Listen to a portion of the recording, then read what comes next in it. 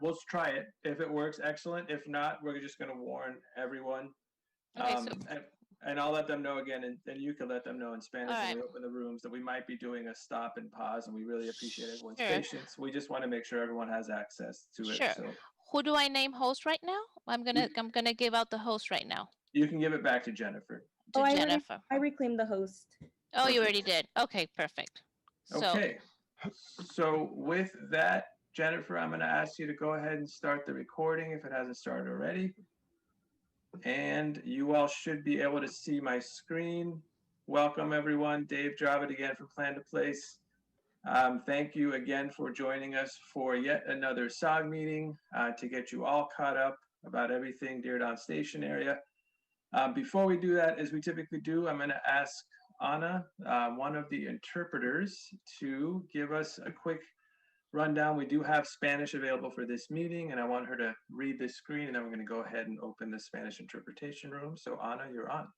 Okay. Buenas noches. Entonces vamos a tener interpretación simultánea esta noche.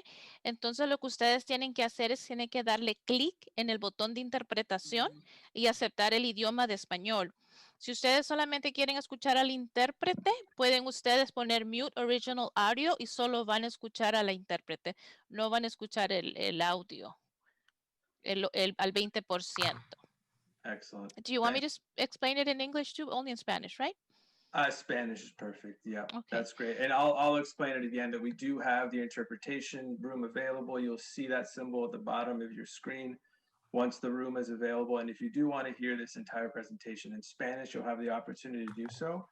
And with that, I just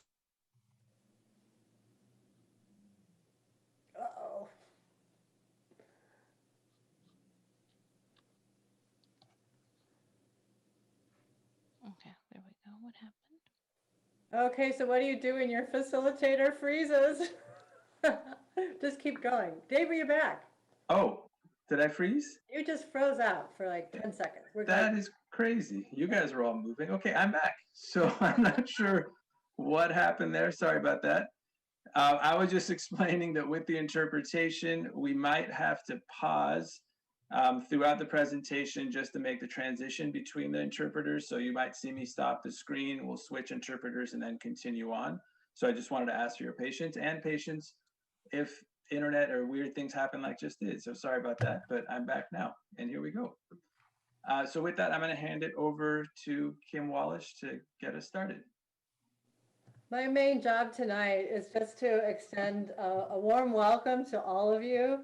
This is our third Zoom SAAG, and I know we have had a strange year and importantly an historic year, and we're going to do some more memory making when you look back on 2020. Hopefully this will be a small and somewhat enjoyable part of your memories.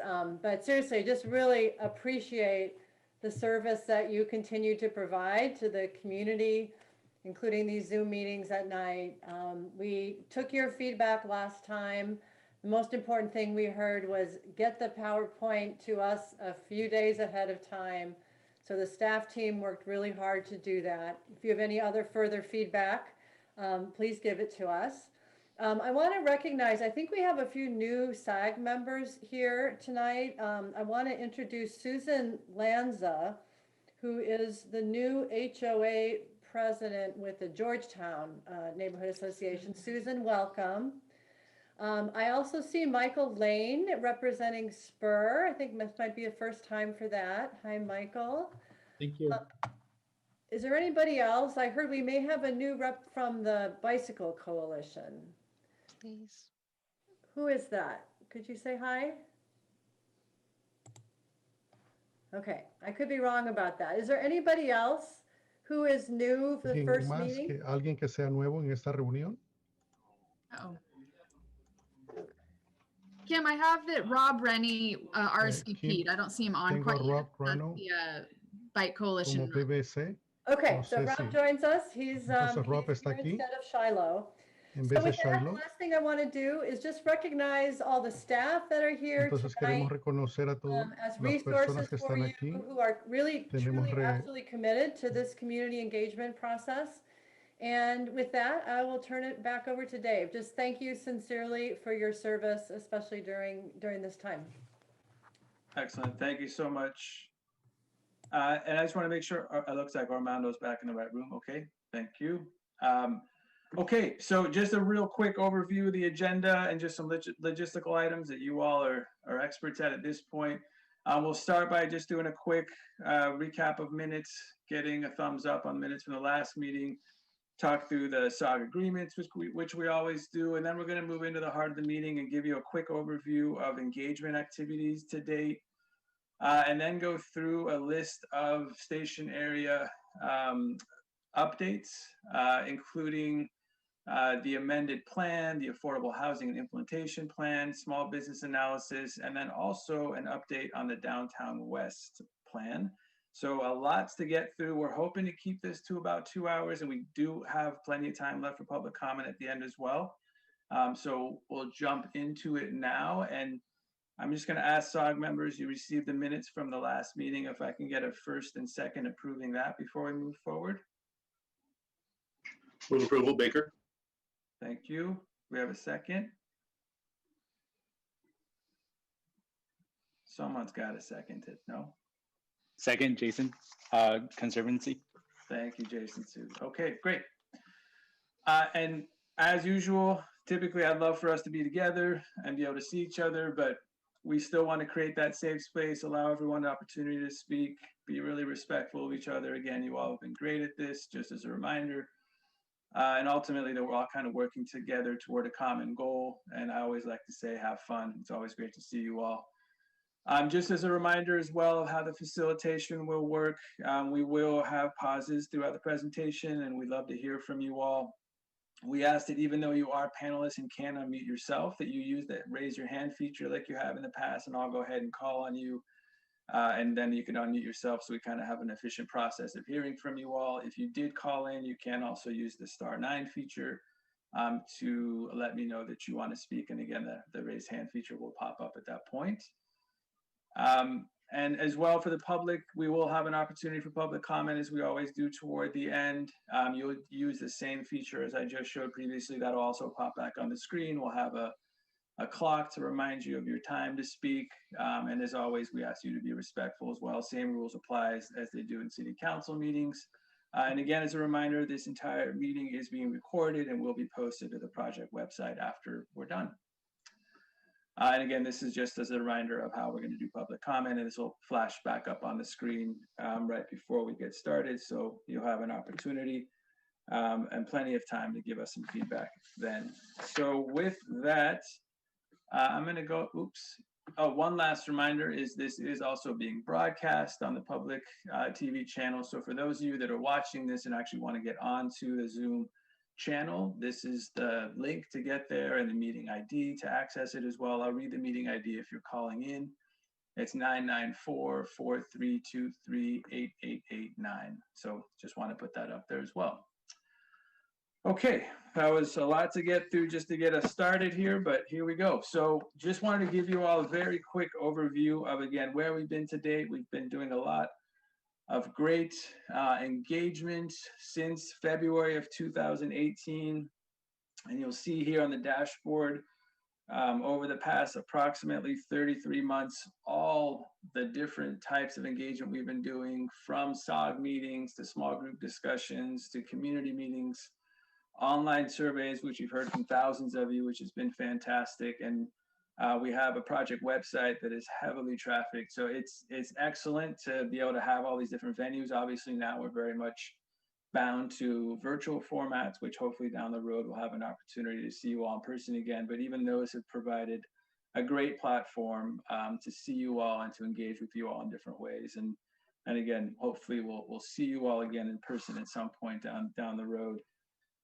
Draft documents released in fall, you see those listed here since September 16th. There's several documents that have been posted for public review, marking some big milestones in the process. You see those listed here, from Google's Downtown West project to the Diridon Station Area plan and the draft affordable housing implementation plan, all of which are posted on the project website. The link you see there at diridonsj.org.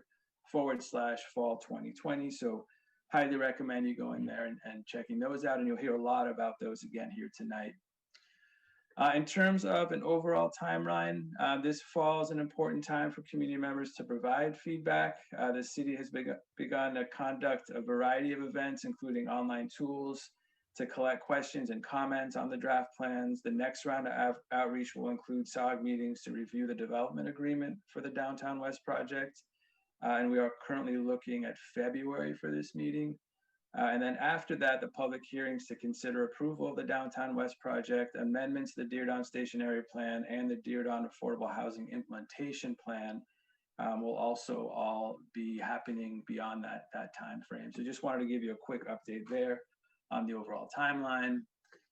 Public meetings planned for this fall. These projects will be discussed at the public meetings. And these are informal meetings with electeds, or excuse me, formal meetings with electeds and appointed officials, and are typically offer some sort of public comment as well. And just of note is a city council study session next Monday at 1, which will cover all 3 of the major projects that we are discussing tonight. You'll see that bolded here. And again, we'll have this reminder up again at the end, but just wanted to give you a sense of what's coming up. And then community meetings planned for this fall. There's also a bunch of those. The city is hosting a meeting about the draft amendment DSAP and Diridon Affordable Housing Implementation Plan on December 3rd. That's at 6:30 p.m. We also, in addition, the city hosted community meetings with 7 community partners. They're also being hosted virtually. You'll see a few of those meetings that were done most recently in, or are planned for in November as well, coming up. And we definitely highly recommend you attending those. Great opportunity to reach a diverse cross-section of the community. Very excited about those. And the offer still stands for SAAG members as well to please reach out to Lori if you'd like to support or any support for your organization to also host meetings. The city's also always available and ready to kind of help you there and be a resource for you moving forward. So that was a very quick overview. Just wanted to kind of give you a sense of where we've been, where we're headed, all the great engagement opportunities that are out there.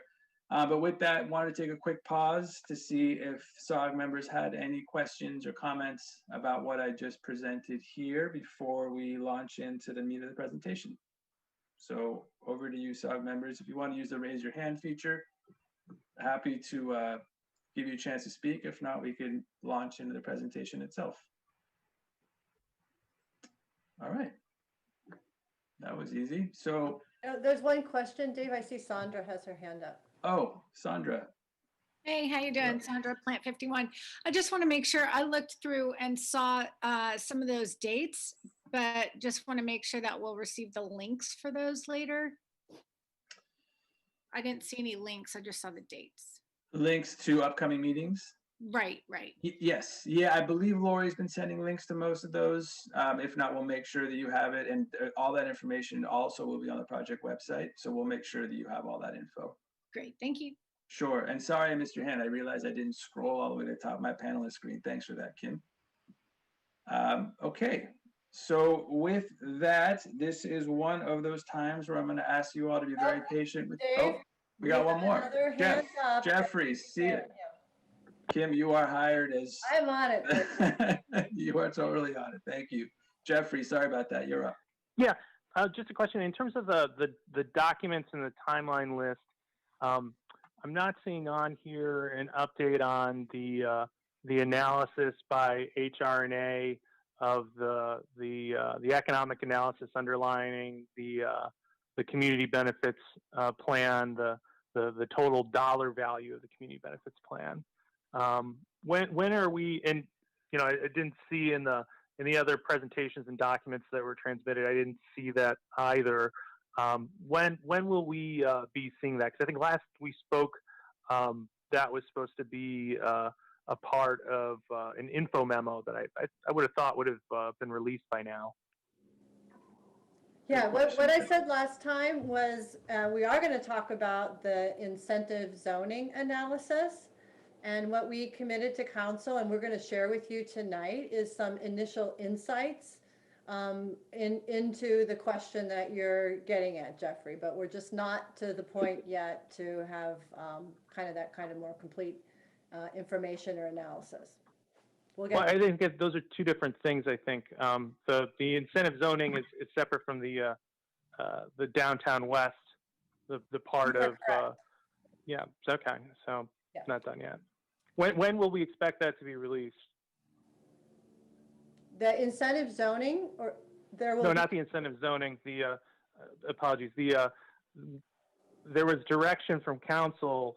I believe it was last year in December for before the study session to include in an info memo the initial findings from HR&A as to the financial value of the policy decisions benefiting Google to be a part of the negotiation around community benefits.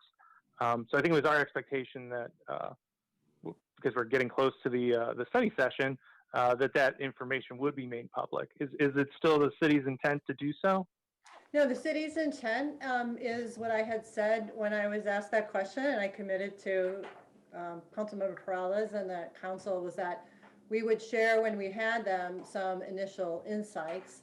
And then we were directed by council when we have the recommended development agreement to share that prior to going to Planning Commission and prior to going to council.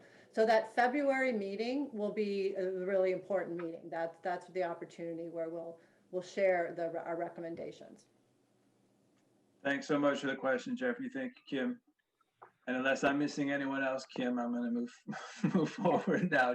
No more hands. I think we're good. Okay, so with that, this is one of those moments, and again, I very much appreciate you all being patient because of Zoom technicalities the way they are. I'm gonna have to stop sharing my screen here real quick, and we're gonna do a quick transition between our interpreters, and then we're gonna get started with the next section of the presentation. So if you can go ahead and make that transition happen for us, Jennifer, that would be awesome. Esa transición ahora, Jennifer, gracias.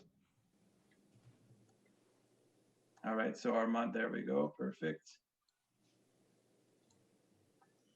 Give me the thumbs up when you're ready, Jennifer. Hi, Dave. Anna's in the Spanish interpretation. Excellent, thanks so much. And again, thank you all again for your patience. So with that, I'm gonna hand it over to Tim to take us through the next segment of the presentation.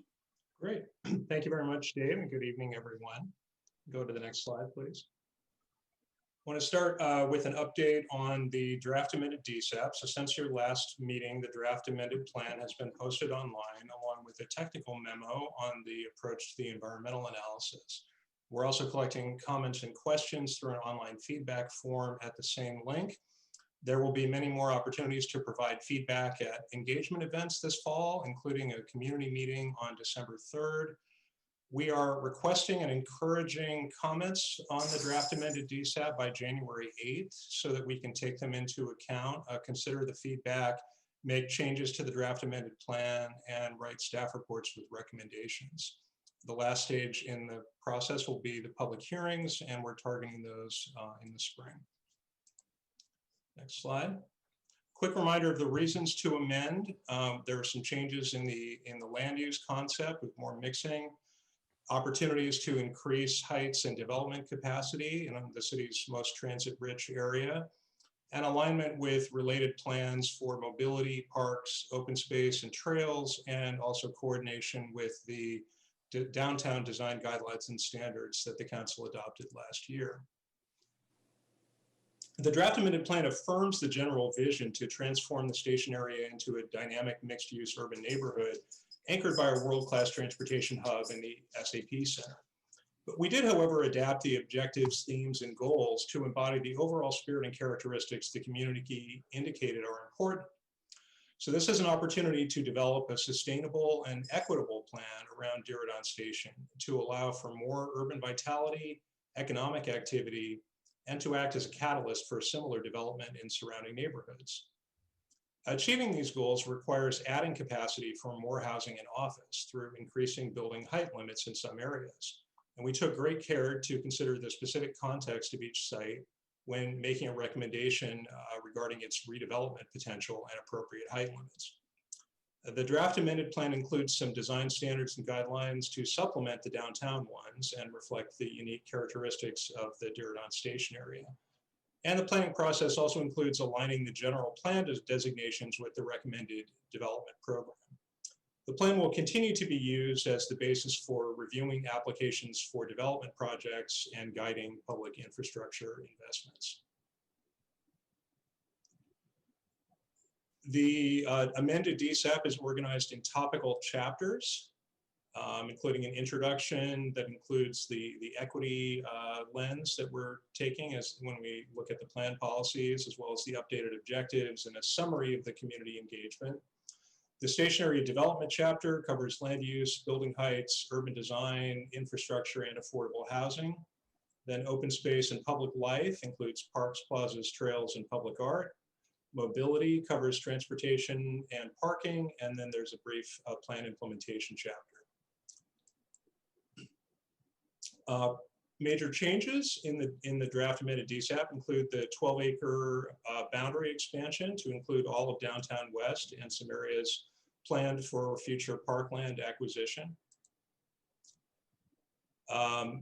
Major changes also include maximum building height concept with opportunities for high-rise development up to FAA limits on some sites near the station, the rail line, freeways, and the Guadalupe River Park, as well as some mid-rise areas shown in hot pink on this graphic in the McAvoy, West San Carlos areas, and then some transitional lower 65 to 90-foot building heights near single-family areas.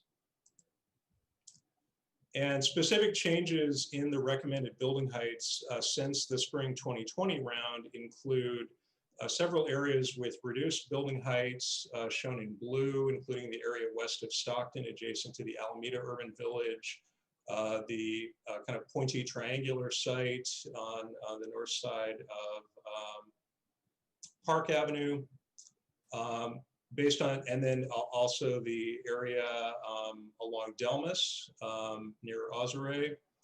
And based on feedback from the DANG and other groups, we're recommending increased heights in a couple of areas in between Park and San Carlos.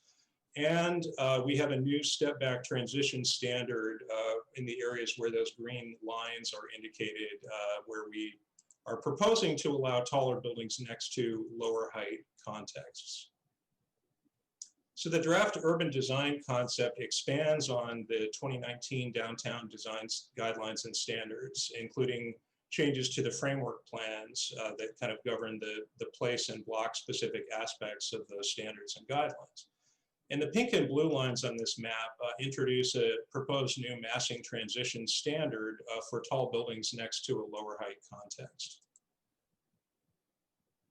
So this diagram is illustrating the pink box is kind of showing the proposed height transition standard where new development would be across the street from lower allowable height areas.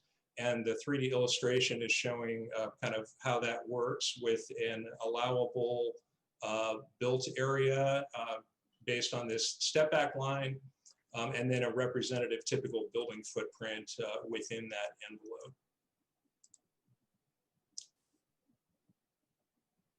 And with that, I'm going to turn it over to Nicole Burnham from Parks, Recreation, and Neighborhood Services to talk about the open space and public life chapter. Thank you, Tim. This is Nicole Burnham, Deputy Director with the Department of Parks, Recreation, and Neighborhood Services.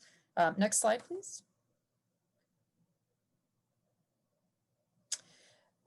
So this slide is just recapping what we heard from the SAAG and from the community through the 2018 engagement process, where what we saw here was really an emphasis on a number of things that are already priorities for the department. So this is actually great that the work we do here is going to dovetail nicely into the goals we had set forth in our strategic plan. Things like stewardship, focusing on safety and maintenance of our areas, completing our trail system, providing equity and access, and how we approach development of new parks and how we approach management of our spaces, and also emphasizing partnership models on finding new ways and innovative ways that we can manage our spaces. Another thing we heard and also heard again at Parks and Rec November 4th was the focus on multiple smaller spaces. So in the document, next slide. In the document, you'll see there are 3 key principles that we focused on. 19 acres of easily accessible open space, both public and privately owned, spread throughout the area. Completing the sections of Los Gatos Creek Trail to get continuity through the area, and a new regional community center. Next slide. With regard to trail connectivity, the proposed plan, DSAP plan, does call for off-street bike connectivity wherever we can make it. Those sections are shown in red, solid red lines on the map to the right. There is a dotted segment that will in the interim be on roadway, but in the long term, we would like to do property acquisition to make that off-street alignment. We also would like, in the long term, we have a vision of getting from San Fernando into Guadalupe River Park at the Arena Green area through an off-street connection, possibly through a flyover. So you'll see that discussed in the document. We think that's a really exciting opportunity to move people through this area. We also have a long-term goal, and you can see it in the red dashed line that goes straight up from San Carlos Street. When a high-speed rail or when the rail elevation happens, we'd like to still claim that rail alignment as a direct connection on for bikes and pedestrians into Diridon Station. Next slide. This slide shows you the overall parks and plaza concept, really starting at Diridon Station, which shows up in the center of this slide. And there's 2 orange dots near that are denoting plazas, right? So the idea of the parks and open space concept for all of the Diridon area is as you come out of the train station, you're in more urban spaces that might have cafes and restaurants that would be more hardscape. And as you move away from Diridon, you move into more natural areas as you reach the riparian corridor of Los Gatos Creek. And as you move north and south, the areas become more naturalized. Next slide. We felt it important to address the issue of a community center. We do, while we have community centers at Gardner and at Roosevelt and at Bascom, there are no community centers downtown. There are no, and there are none in the Rose Garden, Alameda area. And we believe that in the long run, with 12,000 housing units coming in and seeing the population projections that we have for downtown, that the ability to have community centers that provide programs for disadvantaged community members and community gathering space is going to become an important element for us as a city. So that is included in the Diridon plan. Next slide. The DSAP plan also has updated information on public art, sets goals and strategies for our public art through this area with three general strategies, areas of engagement where we might have more active uses, areas of innovation where art's integrated into the infrastructure. You see things like this, you've seen it really at Iris Chang Park, you'll see it at Pellier Park that's coming in online downtown in the next year. You see it most evident at the Highway 87 undercrossing on West Santa Clara Street. That's the kind of innovation and kind of interactive art that you'll see. And then ecological spaces that have more human scale art that's integrated into the environment. Next slide. So examples of these are shown here, you know, as they exist, or some of them as they exist as we've seen in San Jose, and others that are examples from other communities. And with that, I turn it to Eric for the transportation and mobility, I believe. Yes, thanks so much, Nicole. I'm starting here with a graphic that many of you have seen before that shows the relationships of different planning efforts in downtown. So the Diridon Station planning effort, the disc is shown in red here. Slightly larger is the Downtown West project. Then the green area is the area we're talking about right now, the DSAP area, and then the larger area is the downtown transportation plan, an effort that I co-managed with Wilson Tim, also from DOT. Next slide, please. This is also a graphic many of you are familiar with that shows the overall concept for the Diridon Station. The main elements are raising the tracks, as Nicole mentioned, which brings many advantages in terms of connectivity, east-west in particular. We have the 2 station entrances at San Fernando and Santa Clara. And then, as you can see, some great public plazas on both sides of the station here. Next slide, please. In the DSAP mobility chapter, these are the key principles that underpin the work. So first, we really want to prioritize the transportation investments that really allow the city to function as well as possible as a city, a place that fosters exchange among people. So that often means prioritizing more space-efficient modes, as we say, walking, transit, cycling. These modes also are the most environmentally sustainable modes generally. They also foster the greatest amount of interaction among people, obviously, as well as community development and public life. And then also key to our work is to promote social and economic equity, make sure that downtown and the Diridon area are really very inclusive places for all residents and workers of San Jose. Next slide, please. In terms of the street grid, we have a graphic here that roughly shows what is in the general plan with some changes, mostly prompted by the Diridon Station, the disc work, as well as downtown west. So changes to Cahill, as you can see here, some of these east-west connections across the tracks that are enabled by the station design are also shown here. Next slide, please. And finally, in terms of parking, we realize that parking is precious. There's not a lot of space in a dense urban setting, so we need to manage our parking well so that people who do choose to drive, that they can find parking, but we also don't want it to take up huge amounts of areas that can be used for activities that contribute more to public life and economic activity. So the plan includes some key policies related to shared parking across uses temporally, so different times of day. New residential development does not need to include parking necessarily, or that it's unbundled. It's not necessarily part of the housing or the housing itself. And then, of course, we need to make sure that if we're reducing the amount of parking, that there are other options for people. So we have a transportation demand management program as part of this as well. And with that, I will turn it back to Tim, I think. Yes, thank you. So the Diridon Station Area development will really help to advance the city's environmental plans and policies, including climate smart, the REACH code and natural gas ordinance, the green stormwater infrastructure plan, which has been closely considered in the design of the open spaces and streets, and then the green building policy as well. So this is really an opportunity to play these out at scale. And the environmental review for the draft amended DSAP, we posted a memo from the consultants regarding the environmental approach. That is to do an addendum to the 2018 Downtown Strategy EIR that was certified at the very end of 2018.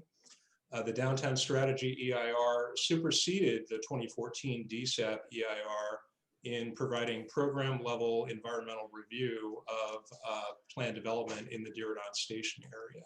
So there's a link in your packet to that technical memo. And the environmental team is here to answer questions as well. And great. With that, we come to the Affordable Housing Implementation Plan.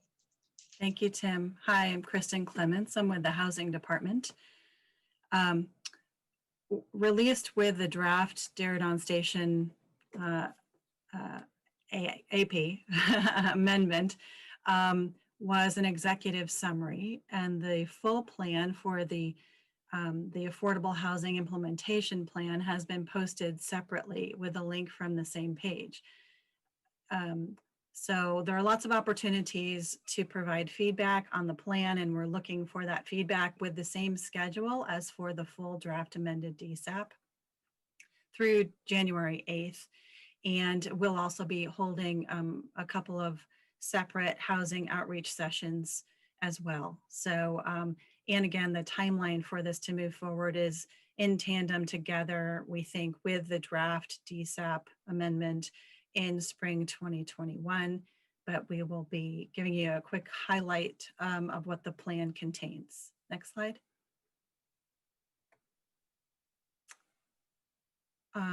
Just like our citywide anti-displacement strategy that the City Council recently passed, we've used a 3 Ps approach to this implementation plan for how do we get affordable housing in the Diridon area.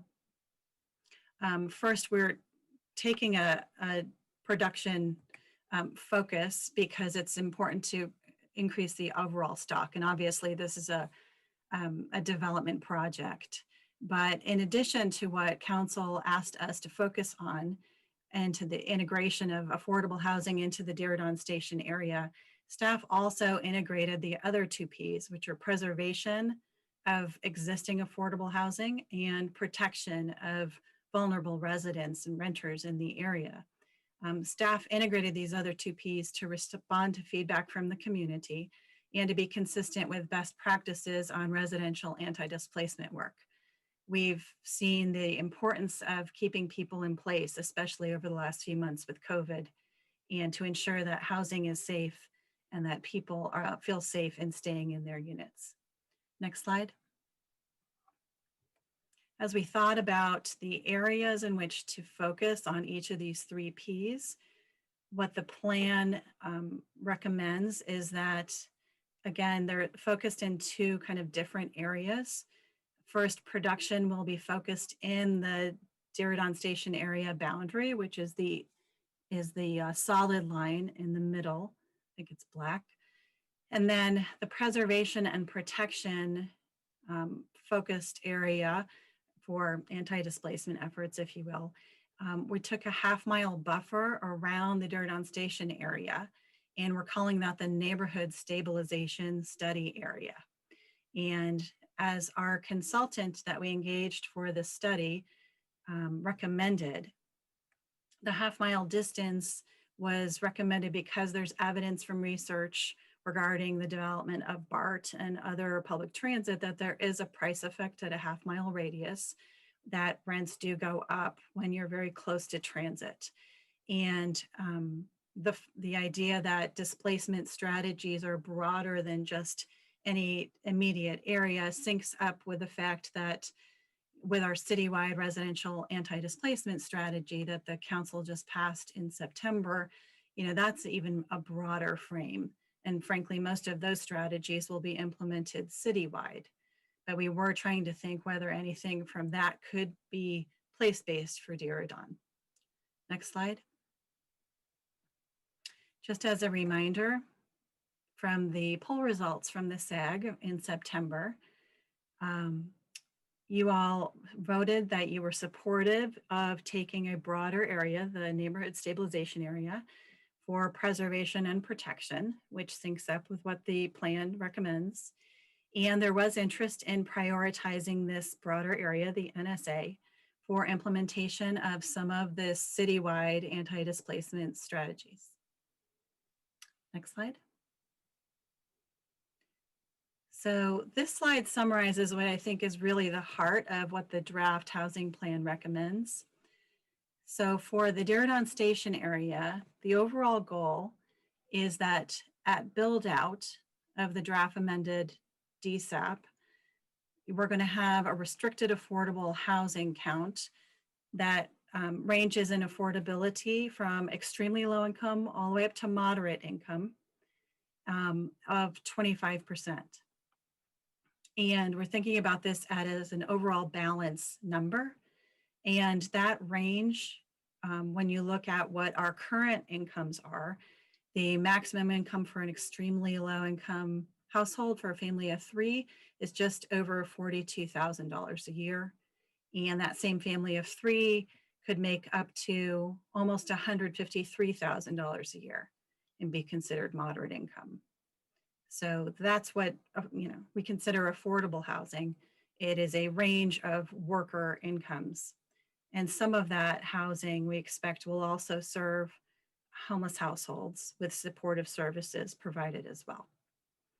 In the neighborhood stabilization study area, these were the metrics that are recommended in the goals, which is that we don't lose any low-income renters that are in this broader area, that we hopefully reduce the percentage of people who pay not just roughly a third of their incomes for rent, but 50% of their gross incomes for rent is what the definition of severe cost burden is. So we're trying to help make reasonable people's housing costs in the area. Our goal is to keep the deed restricted affordable units that we've got for the long term past the end of this plan, and then establish a preservation pilot program is the recommendation for this area to acquire and deed restrict some existing multifamily buildings, probably lower and smaller in size, and then convert them to restricted affordable housing. And in addition, although this is not a goal, but something that we want to track together with the community, we wanted to track the number of Hispanic or Latinx and Black residents in the study area over time, because for 3 reasons. One, these populations in San Jose are a sizable number, but really these 2 groups have significant housing barriers, as we saw when we looked at the definition of housing problems for people of all incomes from recent data as we are doing work on how to use our federal funds. And we know that these 2 groups have suffered disproportionately from the recent COVID pandemic in terms of their health and unemployment. And so we wanted to make sure that we could ensure some diversity as we moved forward for these in our central city. And so we wanted to track what those metrics look like over time, even though we know not all of these things are under our control. We still wanted to have a transparent tracking process where we and the community would look at metrics each year over time. Next slide. Can we go ahead and make the switch now to the other interpreter? So I'll quickly go through these strategies, which are also outlined in the executive summary. And you've seen the ones in black font before, so I'll just name the ones in blue that you have not seen before. And these were ones that had come about from different places, including our citywide anti-displacement strategy and other thoughts about how do we get housing in certain places. So number 5, for instance, one of the ideas is we could prioritize the use of funding that we have, which includes our new commercial linkage fee. And the revenues generated in this area could be prioritized in this area for affordable housing projects. We can explore potential changes to park fees to help make overall residential development costs reasonable. And we could support policies that increase the production of ADUs, accessory dwelling units, in the Diridon Station area in places that make sense, that are kind of smaller in scale, and the surrounding neighborhoods, to just add a little bit more production firepower to lower rise areas. Next slide. For preservation, we mentioned the preservation pilot program. We also said that we need to help develop the ecosystem, if you will, of the nonprofits that typically undertake preservation activities of of small buildings and turn them into affordable housing in other markets that do this. So one would be to reach out to nonprofits and other CBOs that might have capacity to do this kind of work. Number 3 is to figure out the kinds of money that could fund this work. And 4 is to make sure that there are other policies that could support preservation activity that just, that don't interfere with that kind of implementation. And so, for instance, tenant preferences could be implemented so that it could be a complementary strategy to preservation in an area where people who are local could also end up getting affordable units in that area, as an example. Finally, with the protection, last slide. These are the strategies which you've seen most of them before. Supporting people facing evictions, helping cope with new rules from the state, looking at expanding our tenant protections. But number 5 was the idea that one of the things that we could do from our citywide strategy that had come up, which is we could create a satellite office in the Diridon Station area that, hopefully when we're all in person post-COVID, could provide education resources to tenants and landlords if they are housing unstable as to what they could do, where they could turn. So that could be a place-based strategy serving this area. And with that, I think I turn it back to Kristen. Tim. So yeah, 3 more slides to wrap up this discussion, and then we'll take your questions and have discussion. So incentive zoning analysis. So you may recall in March of 2019, the San Jose City Council voted to lift the artificially low height restrictions that had been put in place over the Diridon Station area in order to protect air service. When they did that, they asked us to look at the potential to put in something called an incentive zoning program in order to capture the value from raising the height. So this would not be for the Google Downtown West lands because their value will be captured through the development agreement, but for the non-Google lands. And how this works is instead of raising the heights to the maximum, you keep them low and you say, developers, if you want more height, you have to pay a fee or pay some kind of benefits or amenities, and then we'll raise the heights. So it's an optional program typically, and what we found is it's typically used as a temporary tool until a community has an affordable housing impact fee program in place. That's what Seattle did. So what we found was that the combination of San Jose's inclusionary housing ordinance and the new commercial linkage fee achieve the same objectives of an incentive zoning program, but they do it in a mandatory way. We also found that there is no value to capture on residential development because high-rise development is currently infeasible. And we found that future increases to the commercial linkage fee could achieve similar benefits to these temporary optional incentive zoning programs with a lot less complexity, more coverage, and without discouraging density and without creating an uneven playing field between Diridon and the downtown core. We also found that recent state laws have made incentive zoning much more difficult to implement legally in California. So next slide, please. We also just wanted you to know that our small business team in the Office of Economic Development we're concerned about the potential for direct or indirect small business displacement.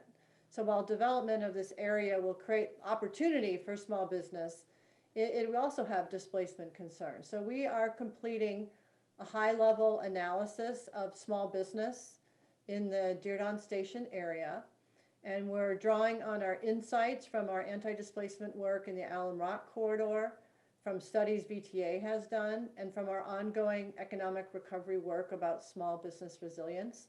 And we're conducting outreach with stakeholders and small businesses who care about this issue. And we will be developing policy recommendations related to small business anti-displacement, just like we have them for residential anti-displacement for the Diridon area. So any of you that are interested in this particular topic, please let me know, because we will share the staff analysis and we will invite you to some focus groups that are coming up. And just next slide, just as a little teaser, these are the small businesses in the Diridon Station area and in the adjacent districts that we're taking a look at. These are the businesses that have at least one employee. And then just to conclude this section, just want to point out that we have a variety of engagement opportunities. There are really two kinds you can see here. On the left, a variety of community meetings that are just intended for the community. And then on the right, these are public meetings where you have commissions that are meeting, or council in the case of the study session, where the public is welcome to observe and to speak. And there are also a variety of feedback forms, and there is a calendar of events at diridonsj.org, fall 2020. Back to you, Dave. Great. Thank you so much all for those great presentations, and thank you all for your patience as we got through that. So this is now another one of our quick transitions for the interpreters, and thank you so much, interpreters, for all your hard work. I'm going to go ahead and stop the screen sharing and allow that transition to happen. Oh, Anna, sorry. We're going to go ahead and transition between you and Armando now. Thank you. I did confirming Armando's in the Spanish interpretation room. Perfect. Thank you so much. So with that, we're now at a point to allow some comments and discussion between the SAAG members. And I noticed there's a few members of the public that have their hands up. Thank you so much for your patience. We will get to the public comment, as we always do, near the end of the meeting. We'll provide plenty of time for you all to provide your comments as well. But with that, I see a couple hands raised. And again, it's just a reminder, bottom of your participant screen, you'll see the hand raise function and/or *9 if you dialed in, and that'll raise the little blue hand. It'll let me know that you want to provide some comments. So with that, Kevin, why don't you go ahead and start us off? And as a reminder for SAAG members, please, your name and organization before you speak each time would be really helpful. Thank you. Okay, Kevin Christman from the Gardner Neighborhood Association. There's probably a lot of comments I wanted to make on a lot of this stuff, but with so much information coming at me for about an hour now, it's hard to remember everything that I wanted to comment on. But the thing that stands out the most to me and makes my blood boil to the point where it distracts me from the rest of the presentation is this idea of a community center going in the Diridon area. I am beyond ticked off, is the most polite way of saying it. We have had a community center here that was built for us with Measure P funds and opened in about 2004. We had it open for maybe 4 years or so. It's been open, it's been closed longer than it's been open, let's put it that way. And the idea of the City of San Jose thinking of building any more community centers when we have a nice facility that we can't use ever because it's been closed. We can't find a reuse partner for it. That program was a complete failure here in Gardner. And, you know, we were part of the S&I process, which was supposed to bring up some of the underserved communities. And yes, Gardner is underserved, but I'm beginning to feel like we're just plain abused, not just underserved, but abused because, you know, with what's happened here with the high-speed rail coming through our neighborhood, we should get some kind of community benefit in some way, shape, or form to get our center opened back up. And I don't think you should ever think of putting a center over there in Diridon until you have our center funded to the point where we can have a center over here. I think a lot of people forget. I think we got our center put in here way back in the 60s. because it was a way of buying off the neighborhood when they put 280 through our neighborhood. That was the promise we got, that we would get a community center because we got cut up by 280. Well, now you're cutting us up with high-speed rail, and we need something out of this, dang it. I am really ticked off, and the city better get your act together and start treating us with a little bit more respect. I guess that's it for now. I appreciate the input, Kevin. Sorry to hear that you're upset. Let's give a chance for a member of city staff if you want to provide any context or input to that. Maybe. Yeah, I can do that. This is Nicole Burnham with the Department of Parks. Yes, I hear you. And actually, one of the things that I need to do, Kevin, is set up a time for us to talk. We want to do a community meeting specifically for the Gardner area with our recreation services folks so that we can talk about that in more detail. But with regard to a community center in the Diridon area, that actually was, the goal of that actually shows up in the 1992 Midtown Specific Plan. That plan called for community center and other city services in this planning area. And it was also in the 2014 DSAP, I believe. So it's a carryover, but we carried it over because we do believe that it will be important and necessary. We also know that this is a long range plan. It is not something we can fund immediately. And we do know, we definitely as a department, and I think as a city, know that we have some systemic challenges with how we fund our Parks and Recreation Department. And those are things that hopefully you'll hear more about in the next couple of years as we start really getting more focused on finding solutions to those things so that we can provide the services we believe we need to provide. Thank you for that, Nicole. So I'm just going to go straight down the list here. We'll go with Edward, followed by Sandra. So Edward, you're up. You should be able to unmute yourself. Thank you, Dave. Edward Saum, Shasta Henshaw Park Neighborhood Association. Obviously, thank you to staff for the multiple presentations. My first note to piggyback on what Kevin said was giving 3 presentations and 1 opportunity for comment. If I was cynical, I would say it's a way to make sure that not everybody can comment on everything they want to, rather than giving each individual presentation enough time. That being said, the community center, PRNS has consistently, because of the plans that it's been in, has pushed it. Community input has more often than not, fairly consistently, listed other priorities. There was a mention that the preference was for smaller parks. Reiterated again at the most recent Parks Commission, the Parks Commission didn't ask for smaller parks. I believe it was Commissioner Snyder had some very excellent comments about what they want was exceptional quality parks, not smaller incremental parks along there. The 19 acres, to a great extent, obviously anybody who's experienced with parks and obviously experienced with elementary school math should be concerned about that. We're talking about 12,000 units, assume 2 residents per unit, and the city's guideline of 3 acres per 1,000 units. That's 72 acres of parks just for the new residents of the DSAP. It does not take into account the underserved areas around, and yet we're talking about 19 acres. That being said, if you look at the specifics of Downtown West and probably the DSAP too, how much of that 19 acres is being listed as actually riparian corridor? How much of that is paved retail use plazas that businesses will be using for tables, et cetera?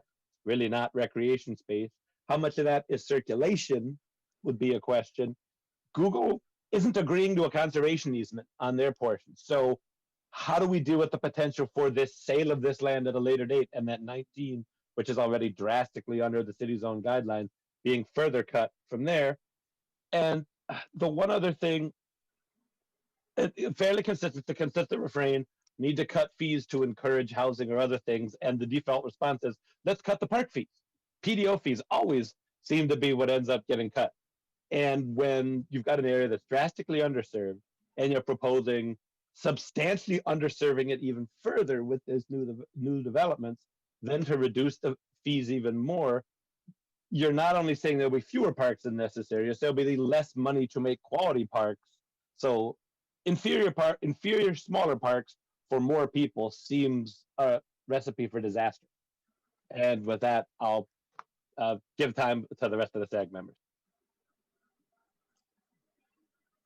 Thanks, Edward. I don't know if we had any response to that, but we're definitely taking all this input down. And I'm sure staff will follow up on your input, so I appreciate that. Sandra, I believe you're next. Hi, Sandra Weber, Plant 51.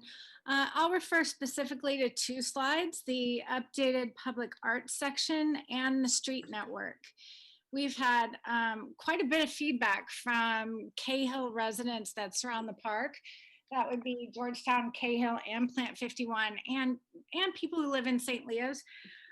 There's some, there's excitement about the primary pathway being mainly bike out of that second entry exit into Diridon. I know we're right on the border of DSAP, but it does extend on these two slides into Cahill. The issue with Plant 51 is that we do have a major exit of our building on that south side.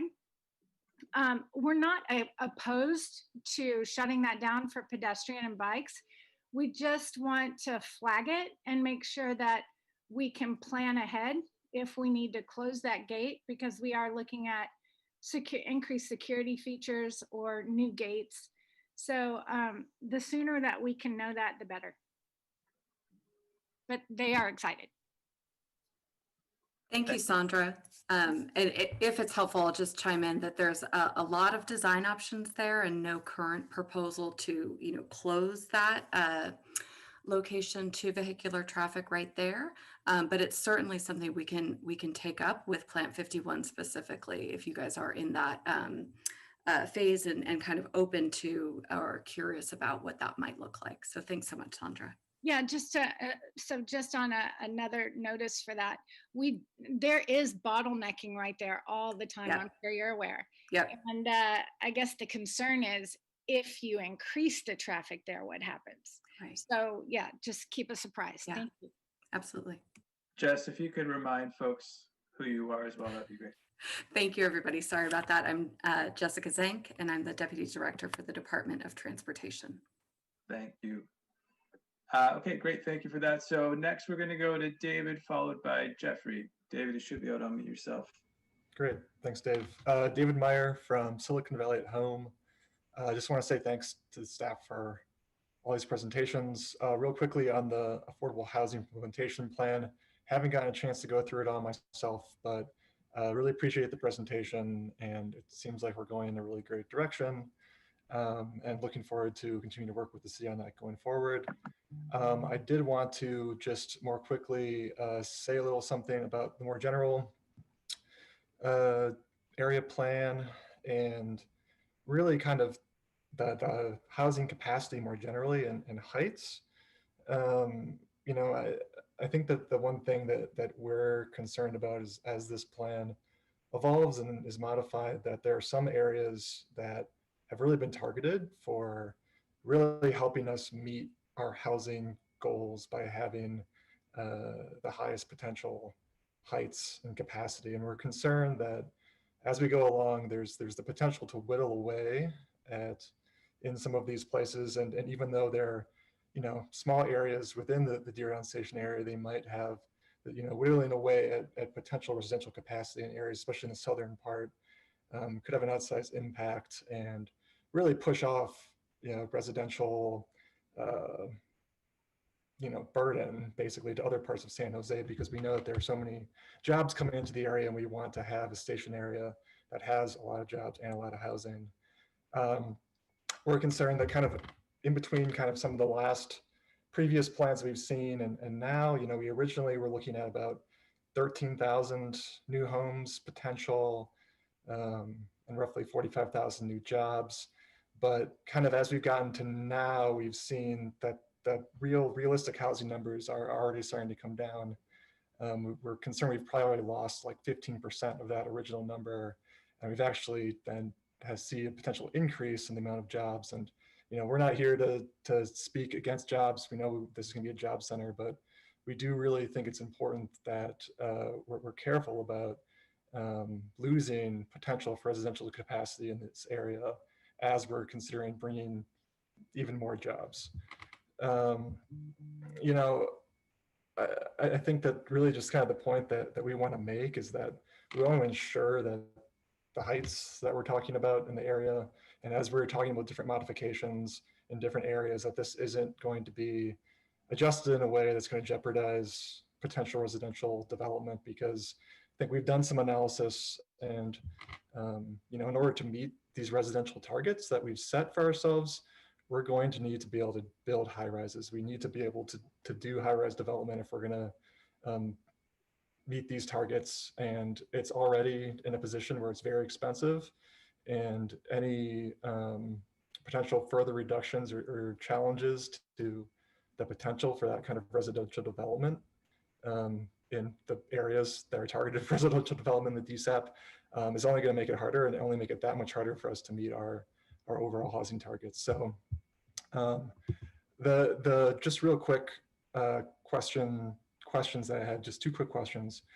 There were some proposed modifications that were outlined in the presentation, and I'm curious if there are any projects that are under review or already proposed in those areas that there are proposed modifications, because we're curious if that's, you know, basically if the proposed changes are actually impacting currently proposed projects or projects under review.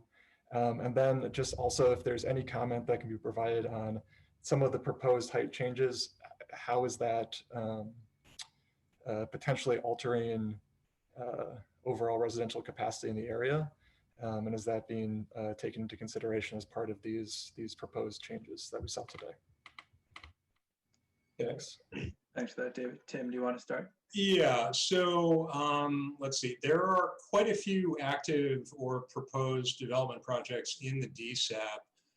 In the areas where the previously proposed height limits have been reduced, I am not necessarily aware of any active projects right at the moment. In terms, and then the second part of the question was about the factor, the capacity, yeah. So at our September meeting, we presented some numbers on the change in capacity resulting from the changes in the proposed height limits from spring. And I think what it netted out to was approximately a reduction of about 1 million square feet of built up area overall over the entire plan area. So because some of those sites had been or are designated or envisioned as being either employment or housing sites, it's a little difficult to say exactly how many units because it depends on what the land use would be. But in general, according to the preferred land use scenario that we modeled, I believe we had a reduction of between 600 and 700 units, and I don't recall offhand what the office square footage was, but I want to say it was more than 500,000 square feet of office. So that's kind of the magnitude of the change in program resulting from those height changes. Great. Thanks, Tim. And we can follow up with you, David, if you want more detail. Oh, that's great. Thanks, Tim. Really appreciate it. Thank you all for that. I think next we're going to go to Kathy, followed by Reverend Ray, and then Jeffrey, I saw you pop back on. Looks like you had another question, but we'll start with Kathy. Hey, thank you. This is Kathy from the Delmas Park neighborhood. And, you know, David, I listened very carefully to your comments, and there are a couple of things that I just wanted to clarify. The first one was the DANG, of which I'm a member of, sent in a letter on September 25th, based upon the presentation at the last SAAG meeting, about how many units would be lost if these heights were reduced. And so one of the things I wanted to, the letter on the 25th asked for, is that the planning department defer any conversion or defer any development that is non-residential except for in downtown West. Defer approval of any non-residential development within the DSAP until all of this can get figured out. Because there are a couple of proposals that are going on in Delmas Park right now that are in residential areas that are for businesses. And so one of those businesses is an assisted living location, which if you think about DSAP is like a black hole. It's going to take over some residential property that have, I think, up to 14 units on it, and will create 4 housing units. It will create 85 jobs on a good sized site and basically 0 transit riders. And so we're asking the planning department to defer any approval of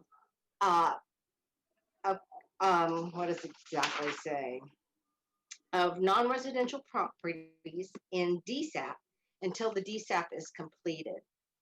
And then in addition, if you are going to consider bringing forward non-residential projects, please clearly identify the number of units that will be lost if the non-residential project gets approved. So yes, we completely understand what you're saying, David. In addition to that, you know, these housing goals, at reading the whole report, I noticed that there was talk about more housing units being transferred from the urban villages into the DSAP. And so I'd like to know why, because that feels like artificially increasing the numbers in DSAP, because there is the ability to build housing units within the urban villages, which are throughout the city of San Jose. And in addition to that, one of the big ones is Berryessa. I've been told that Berryessa is, I think they develop out at about 4 stories. This is the Berryessa BART station. And I would like to suggest that the planning department look at increasing heights in Berryessa, which will help relieve some of this pressure in the DSAP area. And I don't think it needs to be much, because if you look at the letters that the DANG has sent in, we are talking about less than 4% of the whole DSAP area. It's not a lot. So if there are other areas, you know, first of all, please don't add more to the count by moving units from the urban villages, but also look at maybe increasing heights in Berryessa, residential heights, which already has a BART station, so that we can get housing built next to transit right away. And then you all received a letter that we sent in today. And I think if you could please look at the maps, I'd like to go over it because I know you haven't had a lot of time. Kathy, yeah. So I don't mean to interrupt. Do you want to just give them some time to react to what you've already posed, and then maybe we can kind of come back to that? That would be great. Tim, or anyone from the planning department. Sure. So I'll start with the commercial moratorium issue. So it's an interesting idea to put a pause on commercial development until the updated plan is adopted. However, the city's zoning ordinance does not give staff the latitude to prohibit an allowed use from being approved. So if the council were to, to pass a moratorium on commercial development, that would be one thing, but that's not something that's within staff's authority to do. But some of the sites for that commercial development are zoned R2, and they're going to need to be converted. Yeah, so if a particular development is requesting a site-specific general plan amendment, then that's a discretionary act that the planning commission or city council will have to consider. Okay, but staff could suggest conversion or not, right? Or say, and it's not that long of a time, right? The DSAP will be approved within 9 months. Yeah, the goal is to get the DSAP to council in the spring. Yeah, so it's not that long of a time. It's not a moratorium. It's a 9-month hold. And then with regard to the development capacity issue, so both the Downtown West Project EIR and the addendum to the downtown strategy EIR for the DSAP are effectively allocating additional development capacity to the downtown as a whole. So that work is kind of taking into account the potential for development throughout the whole downtown, including the Diridon Station area. And the citywide team that does the general plan growth allocations in consultation with the general plan task force, you know, because we're working within an overall jobs and housing cap for the entire city, they continually refine those numbers based on development interest and trends. So some of the outlying Horizon 3 urban villages and areas like Coyote Valley, where there have been changes in land use policy, are some of the origin areas for the additional capacity that was allocated to downtown. So Tim, if I understand you correctly, then so the reductions in heights that the DANG is proposing, if it applies to the whole downtown area, then it's not just the DSAP, then it's actually less than 4% of the area. Is that true? Because there's the whole rest of the downtown area where you can absorb those additional housing units. Well, I don't want to get into the 4% because I don't totally understand. Well, we were actually looking at the area of the DSAP and the amount of space. So if you're talking about the areas of concern for the existing neighborhoods, which is where you are abutting existing neighborhoods, and if those heights were lowered, and not to say that we're ever going to go back to single story, but something less than 290 feet, there is the whole downtown that could absorb those units, those potential housing units that have been lost, correct? Yeah, Kathy, sorry, I don't mean to interrupt. There's going to be plenty of opportunity to get into the weeds, I think, maybe after this meeting. I'd like to let other folks an opportunity to provide input as well. Can I still go back to the letter that got sent today? We have 5 other people that want to provide comment. Do you mind if we come back to it? Or, sure, I mean, that would be really helpful. I just want to make sure everyone has an opportunity to contribute. No, I understand. That's fine. Thank you. Okay, thank you. Next, we had Reverend Ray, and then we'll go to Jeffrey. Reverend Ray, you're up. All right. Hello, everybody. Can you hear me? Yes. All right. I'm having some internet issues, but I'm a Baptist preacher, but I promise to be brief. It's a written statement. This is focusing on eligible uses to stabilize working families. So by creating one fund instead of 2 community benefit, instead of 2 funds for community benefits, it could help to focus on investments that work together to hold our community together. Also prevent displacement, support good jobs, and promote equity and community.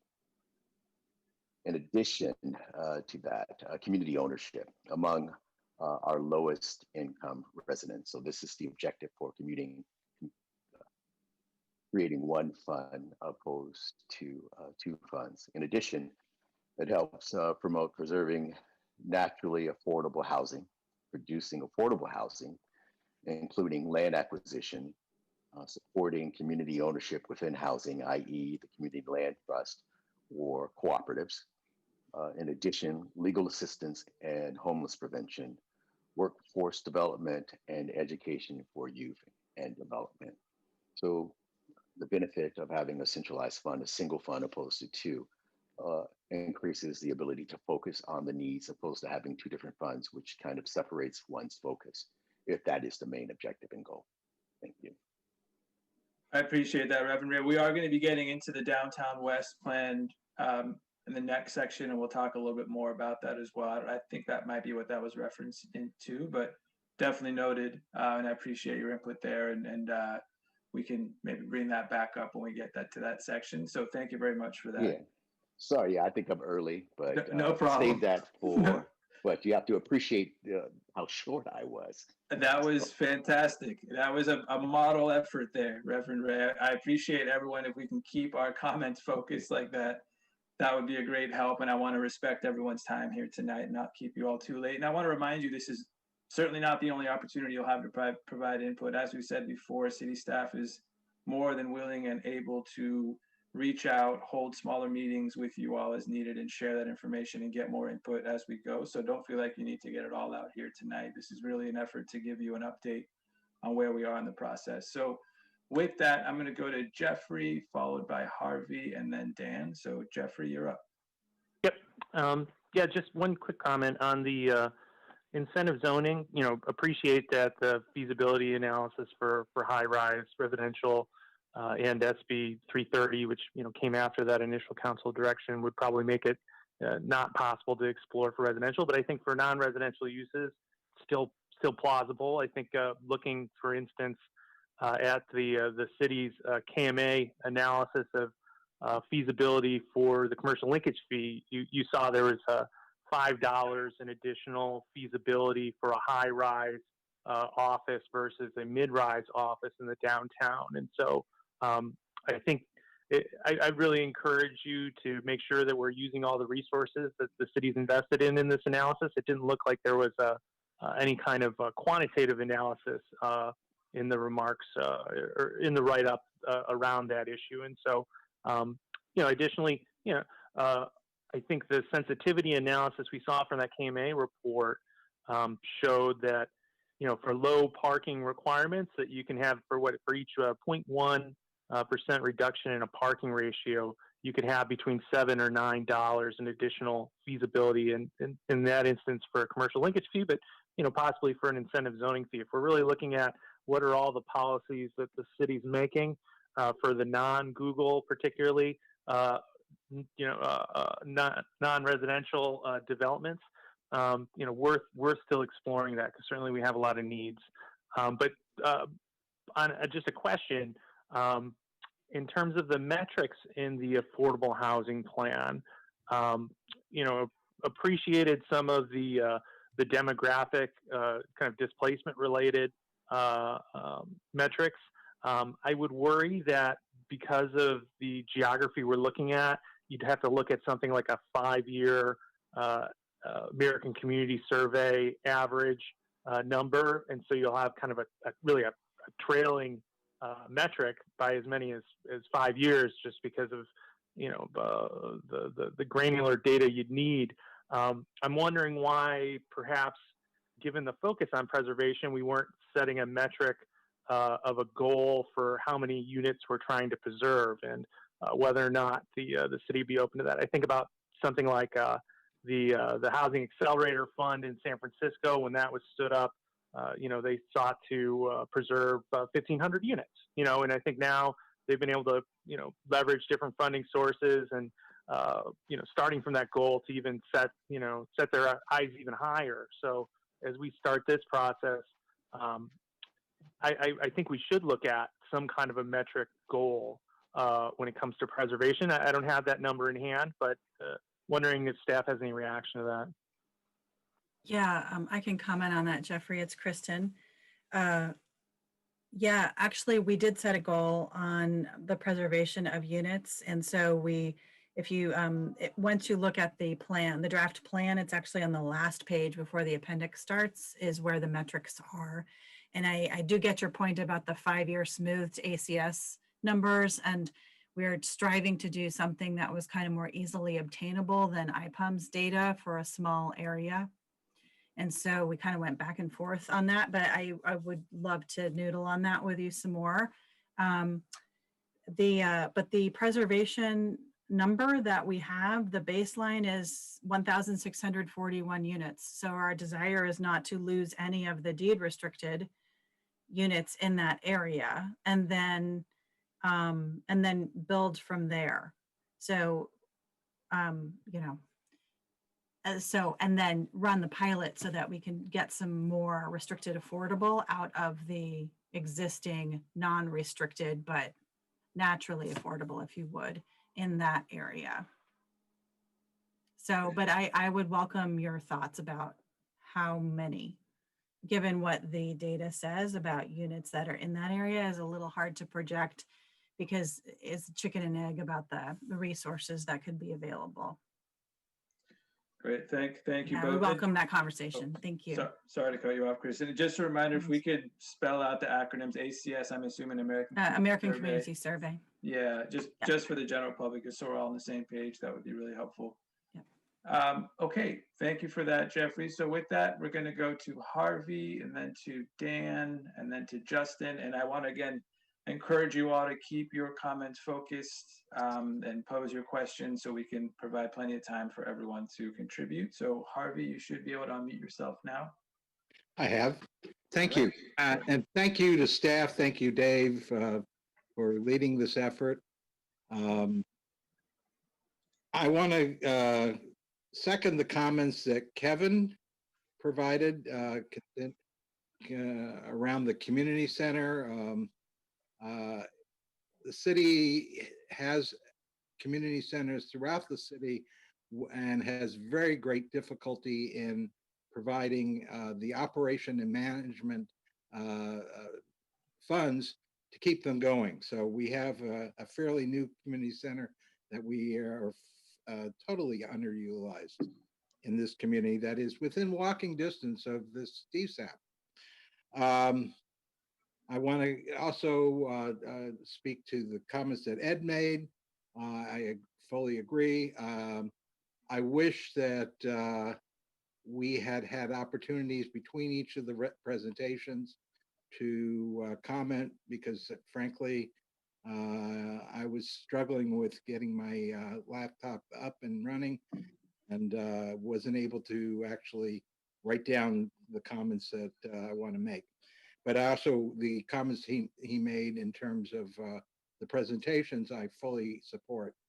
Then what Kathy said, I also support. And I'm very disappointed actually in terms of I've been to so many meetings on both the Downtown West and the DSAP, and we have had private meetings with planning, and to see the changes that were made to the building heights, it's very disappointing. Frankly, the 290, 95 foot height limits that are abutting single family neighborhoods, the last remaining single family neighborhood in the area is quite disappointing, and having a 75-degree sight plane versus view plane or whatever it's called versus what used to be in the general plan of 45-degree just it's very disconcerting because I've been involved in the general plan since 2007, and we tried to make sure all new development met fairly good interfaces with the existing neighborhoods, and this certainly doesn't. In fact, the neighborhood that left that is in the Delmas Park area actually was part of my neighborhood before 280 was put through, and they took out about a third of the neighborhood in putting in 280 and 87. Last thing that I'd want to comment on is reinforcing the fact that we're going to add perhaps 12,000 units of housing. That would be approximately 2 people per unit. You multiply that by 3 acres of parkland per 1,000 units of 1,000 people added, that would be 75 acres. And you're proposing, according to what Nicole said, 19 acres, which I understand from previous meetings is 15 acres in the Downtown West and 4 acres in the rest of the DSAP, which is where you're going to put 8,000 units of housing, which is 16,000 people. And that's just going to create slums from my viewpoint. You're not going to have the opportunity to have people recreate outside of a building, and that just doesn't create a good, vibrant city. Appreciate the input, Harvey. Thank you Duly noted, and thank you for all your time and going to all the meetings and providing your input. I'm not sure if the team had a response to that, but I see Nancy Klein's hand raised. Nancy, I don't know if you had a response to some of the discussion here. Nicole will probably be the best person to respond on the parks. I thought you were gonna call on me at the end, Dave, and just wanted So sorry, I could do that. We can come back to you. now that I started, I just wanted to come back to something Edward said, which is about easements. And I just wanted to reassure you that every conversation I've had with Google, they very much understand there needs to be a mechanism to assure that what comes forward as park or open space, if it's privately owned, will remain available and open. I don't know the mechanism at the moment, but there hasn't been any indication that there wouldn't be access going forward. So I just wanted to, I'm not sure where information came from, but I just wanted to make that point. Nancy, can you make sure in any agreements that you do with Google that it is not only with Google, but any successor company if sometime in the future Google is broken up by the Justice Department? Harvey, current politics aside, totally get what you're saying, and Google understands. This isn't just about Google being there, it's about what's being created, and that needs to stay in the green space, not be eaten up later. Yeah, great. Appreciate that. On that note, we do have a whole presentation on everything downtown west that I'd love to get to here shortly. Before we do that, though, I want to give the interpreters a chance to switch off and take a quick break. So Armando, we're going to switch from you now to Anna. And Jennifer, let me know when that's happened, and then we'll get on with a couple more questions here before we move forward. Hi, Dave. Anna's in the Spanish interpretation room. Excellent. Thank you so much, Jennifer. So with that, we're going to move to Dan and then to Justin. Dan, you're up. Yeah, this is kind of a technical question. I know there's some proposed changes. Dan, sorry, if you could remind folks your name and organization, that would be great. Dan Mountsier, Alameda Business Association. Thank you.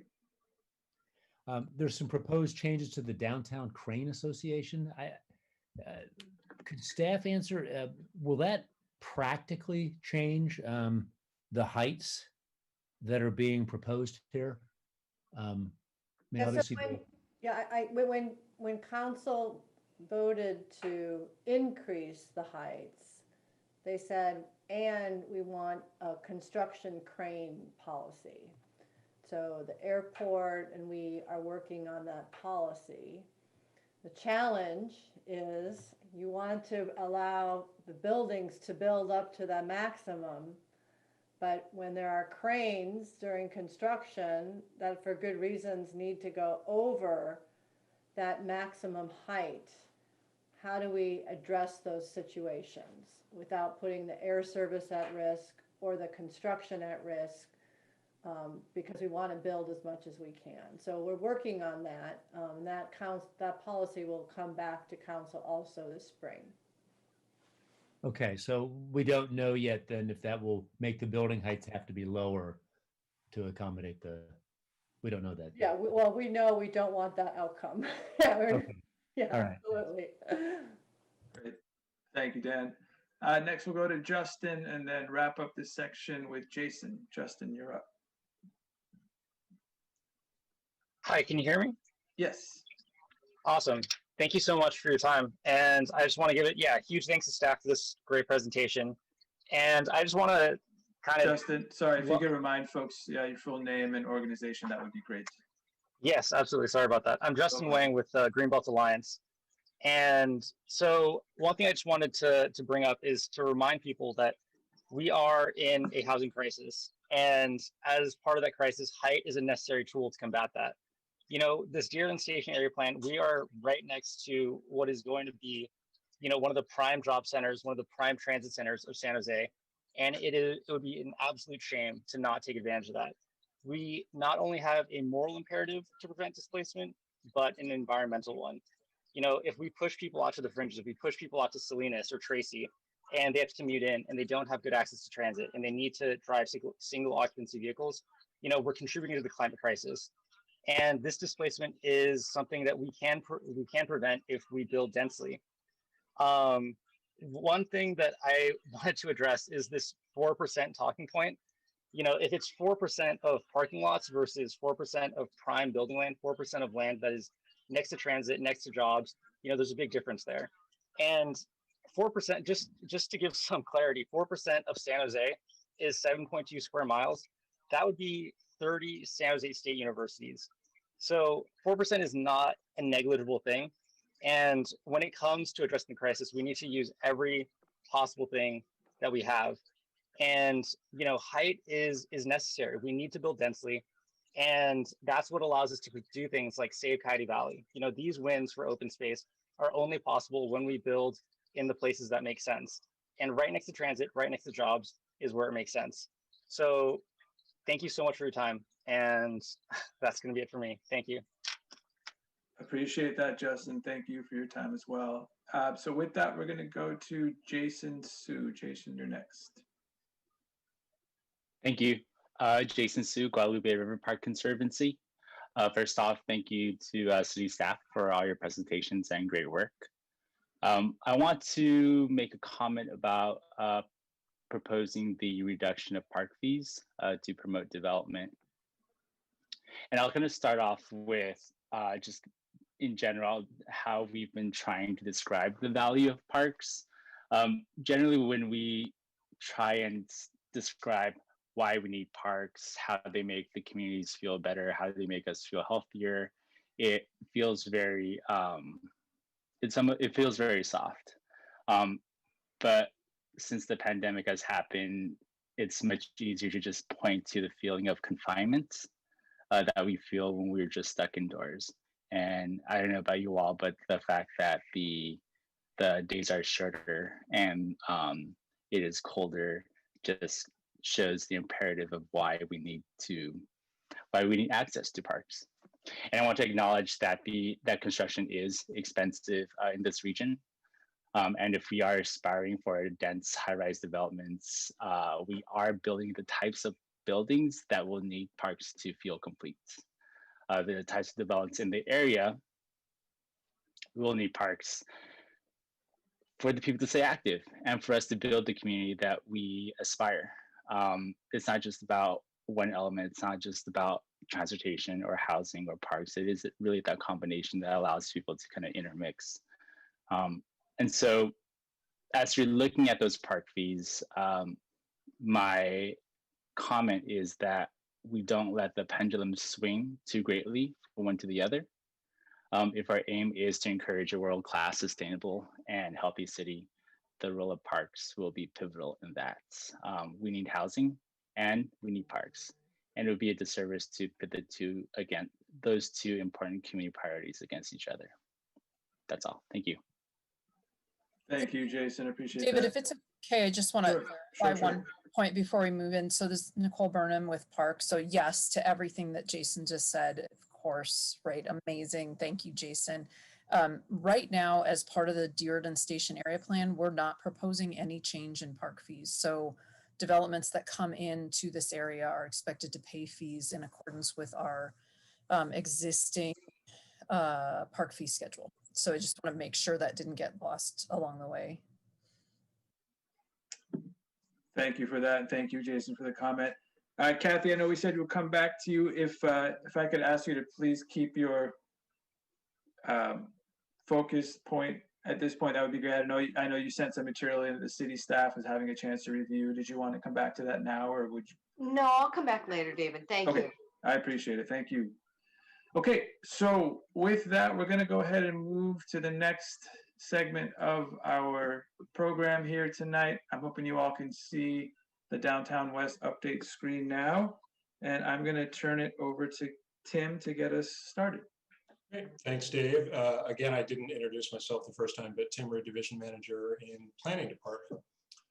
So as you'll recall, the Downtown West project is approximately 80 acres. It's shown in yellow on the shading area in this map. And the blue line is the amended DSAP boundary that wraps around it.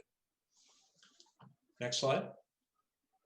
The scope of Google's Downtown West project includes about 4,000 housing units, up to 7.3 million square feet of office, about 500,000 square feet of active uses, 15 acres of open space, and some other uses and plans for transportation and infrastructure.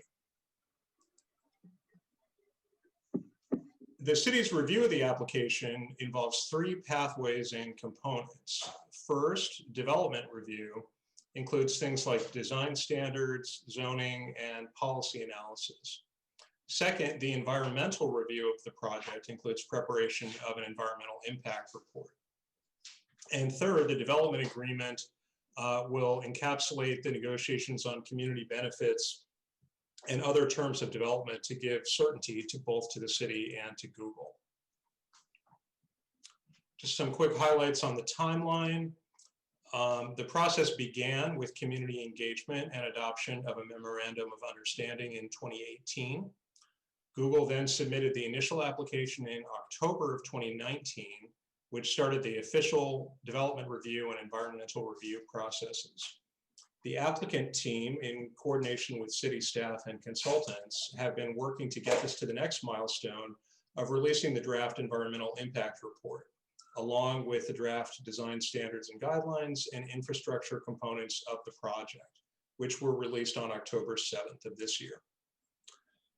Staff's recommendations for the development agreement will be shared in early 2021, followed by public hearings and final council action in the spring. If approved, then Google and their partners will submit building design review documents for what's called conformance review. And the last steps would be building permit applications and subsequent construction. In October of this year, the applicant provided updated documents as well as additional applications. The updated documents include more details and refinement of the plan development permit that includes the Downtown West design standards and guidelines, the general plan amendment, and then included in the October submittal are applications for amending the landmark boundaries of the San Jose Water Company and Southern Pacific Depot landmarks, as well as a historic preservation permit amendment for the San Jose Water Building and a vesting tentative map for the entire project site. So implementation of this project will occur in phases using a conformance review process. Because the project is so large, it includes over 30 buildings, over 3 miles of street improvements, and 10 different parks with designs tailored to context. It can be expected to take place in multiple phases and could take 10 years or more to fully build out. Because of this, the exact design and use of each building will be further refined during the phases of development. So we heard that the initial Downtown West application did not include building designs, focused illustrations, and plans that people were looking for. So this updated submittal goes into greater details about the process and illustrates the development of the overall site.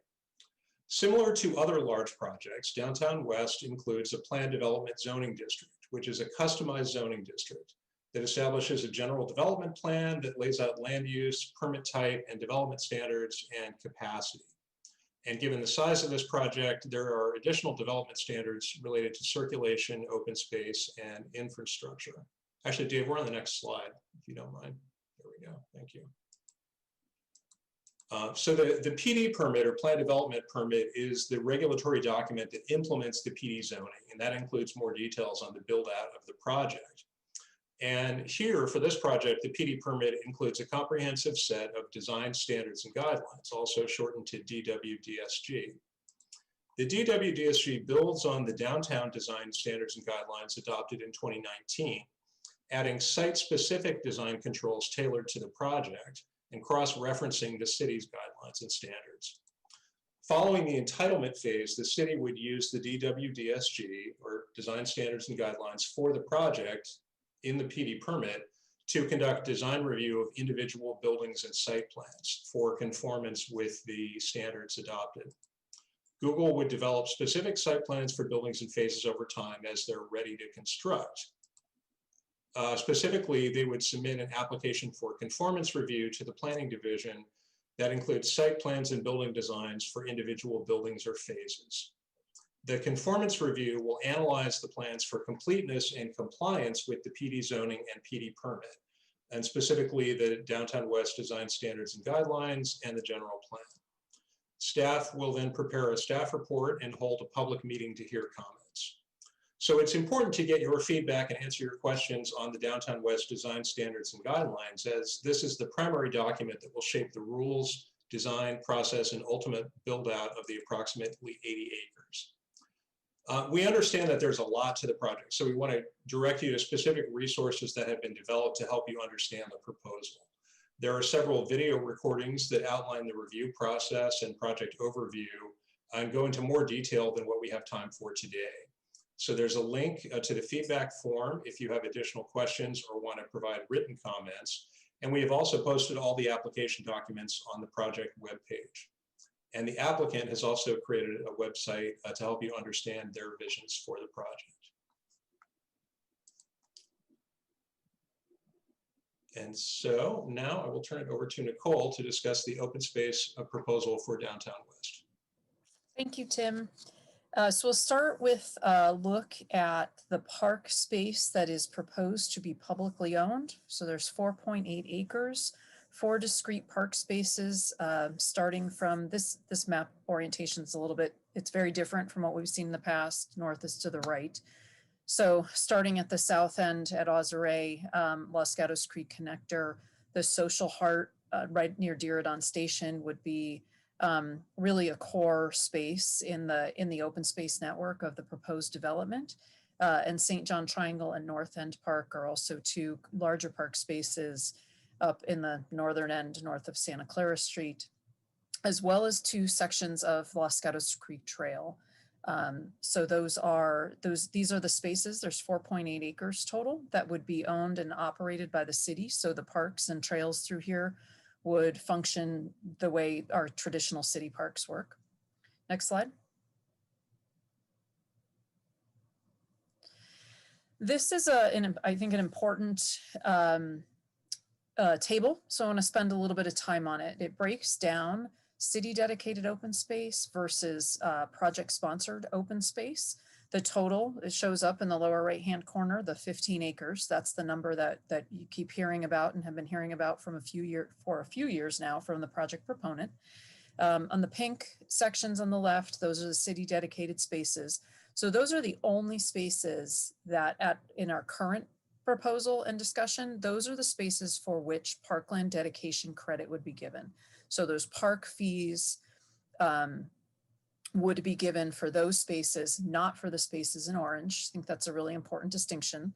The next section, the third column over, privately owned public parks. So this is I think one of the open space categories of which there is quite a bit of discussion and discourse and questions from the community.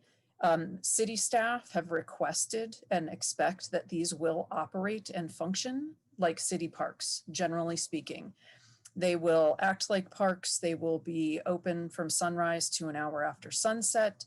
They will be closed for a limited amount of time during the year, maybe maximum of say 8 hours a month. These are still up for discussion, but the trails would be open 24 hours, as is consistent with all of our trails throughout the city. We expect these spaces will be public in perpetuity and run with the project and run with the land.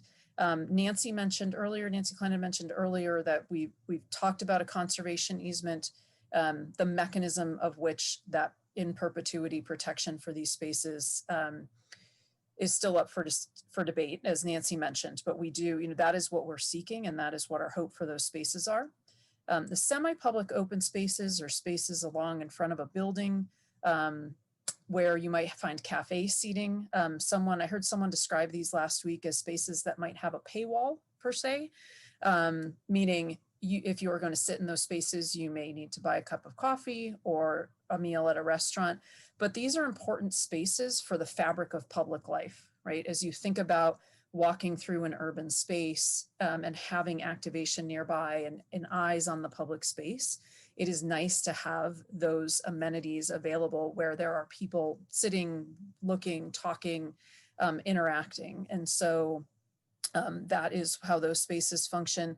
The next two categories are riparian areas and riparian setback, which absolutely in our minds fulfill our goal as a city of providing access to nature. It is one of our guiding principles for Parks Department. We heard loud and clear from our community that people really want this within the urban fabric of the city. So I think those spaces will play an important role in fulfilling that, especially when you look into the design guidelines, like Tim was mentioning earlier, and you see the details of what's being considered there.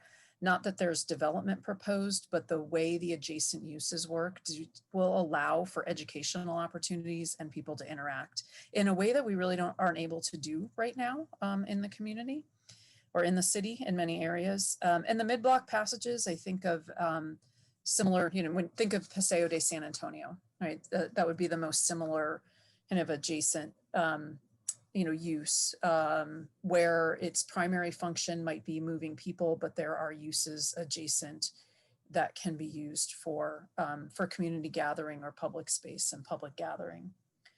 Next slide.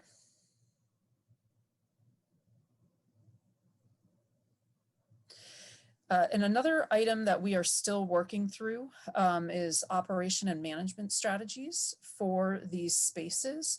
So like I said, at this point, the city owns spaces. We expect that the city Parks Department will own and operate.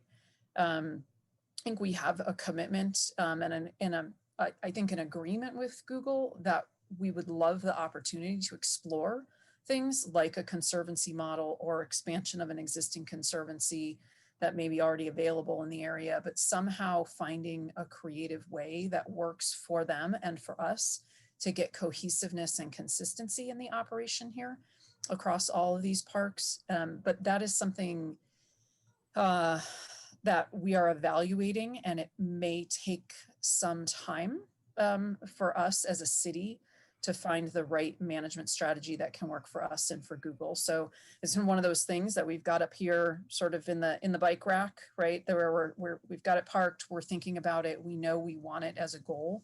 But it may not move forward as readily as we had hoped to. And with that, I think we transition over to Jess. Good evening again, everybody. This is Jessica Zank, and I am the Deputy Director for the Department of Transportation.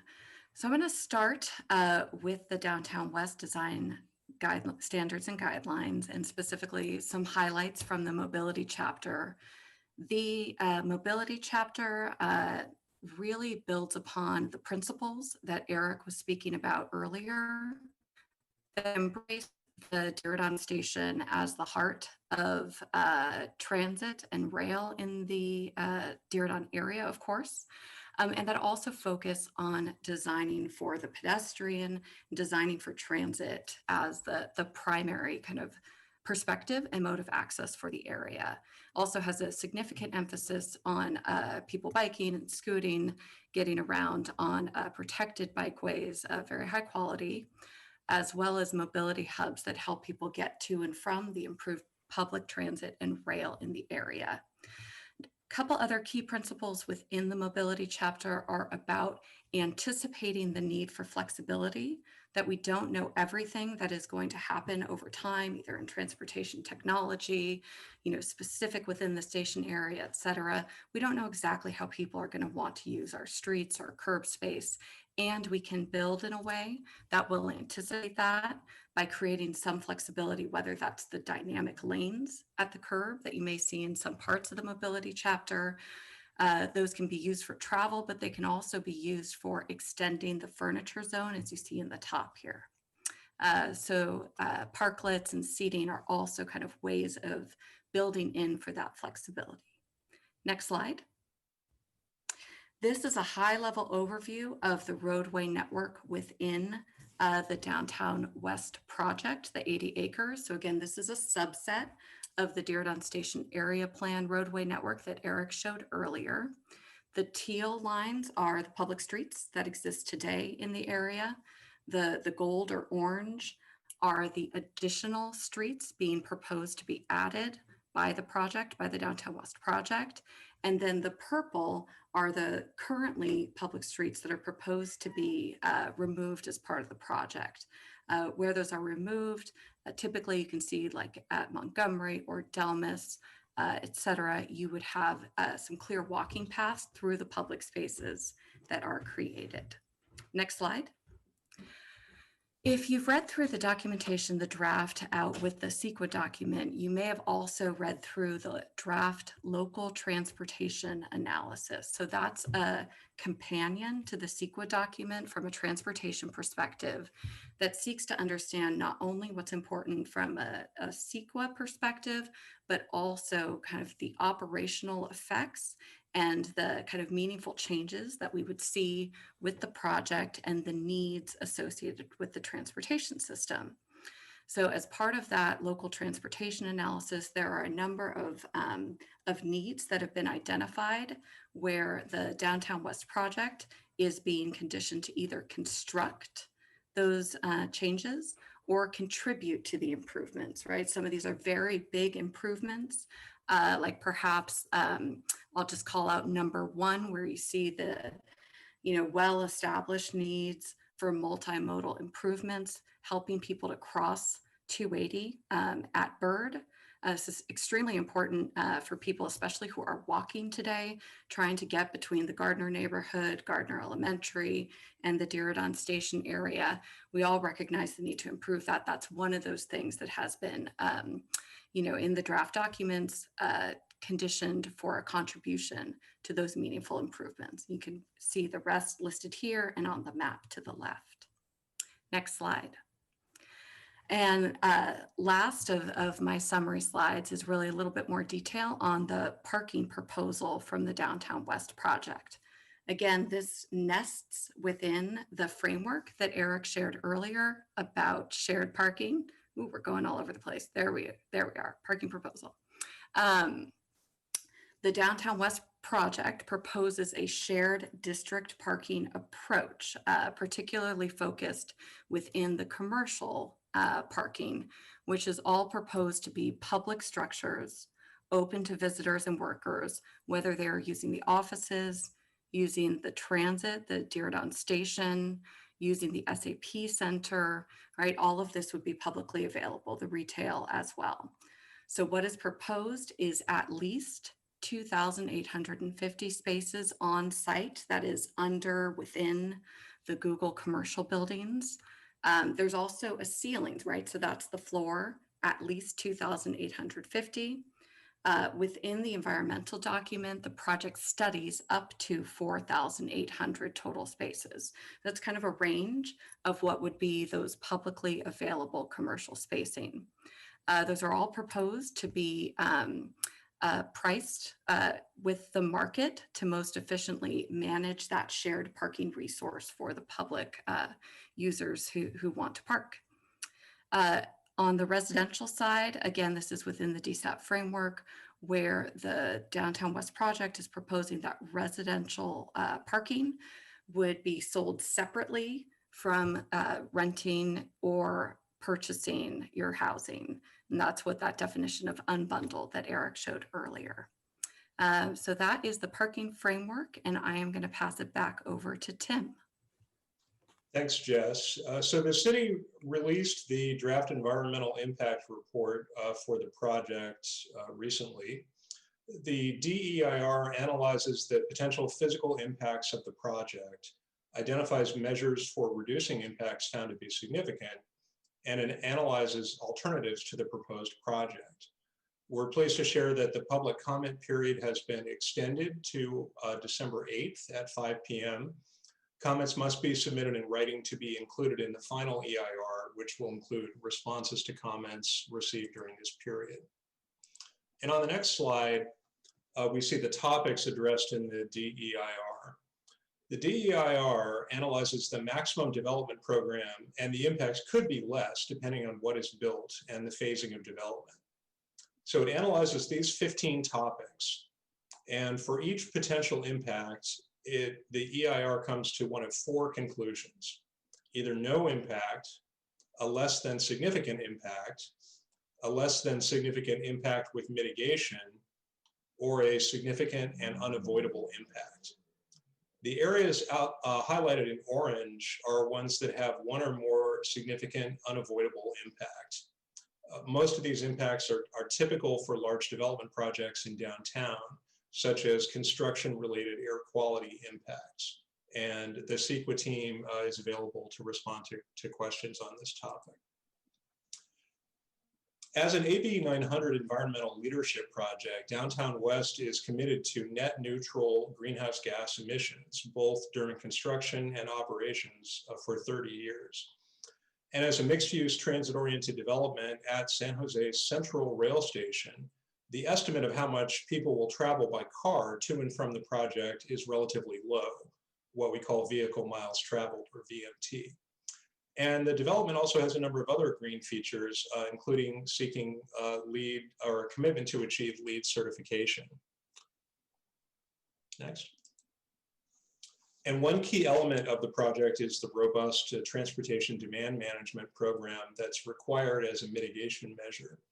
It includes a variety of programs and physical improvements to encourage people to use alternatives to driving alone to get around. In addition, Downtown West is proposing a district approach to providing utilities, meaning they intend to have a network of shared and connected utility services across the 80-acre development. These utilities include wastewater, recycled water, energy, and waste collection. These would run through an underground utility corridor, or utilidor, to one or two centralized processing locations. There are several regulatory agencies that are involved with implementing this approach, such as state review of the on-site wastewater design. So now I'll turn it over to Nancy to provide an update on the development. Tim, thank you very, very much. And I just wanted to say a quick thank you for everyone here for their fortitude and patience, and recognize this is a lot of in-depth information and there's a lot of really good conversation going on. So I just wanted to acknowledge that and thank you very much. A couple of quick reminders about a development agreement. The development agreement, and Tim touched on this briefly. Development agreements for large, long duration projects are fairly common. There are not necessarily a lot of projects that reach that hurdle, but when you have a project that is large and spans a great deal of time, a development agreement is a good tool on both sides, for a developer and for a city. On the developer side, what they receive is certainty. They'll know what rules and regulations they'll be expected to follow over a period of time that allows them to plan and allows them, even in uncertain economic times, to move through an analysis that hopefully will allow us to yield actual building. You'll note a couple of times here, San Jose from time to time has done development agreements, but has not yielded actual development. So it's important to us in this very, very special place at Diridon that development happen as we think and intend that it does as a community. And the benefit for the city is also the certainty, or we hope it's the certainty of the development. But in exchange for the certainty, the city negotiates community benefits. And so we'll talk about that a little bit more here. As noted, the MOU is referenced, and you all know that history provides a starting point for the negotiation of the development agreement. And just to mention in terms of timing, the City Council will consider the approval of the development agreement along with the other project elements like the EIR or like the zoning. And that's very common. That's how we've treated, whether it was Western Digital, Hitachi, or Apple, or any of the others. So there's nothing unusual about that.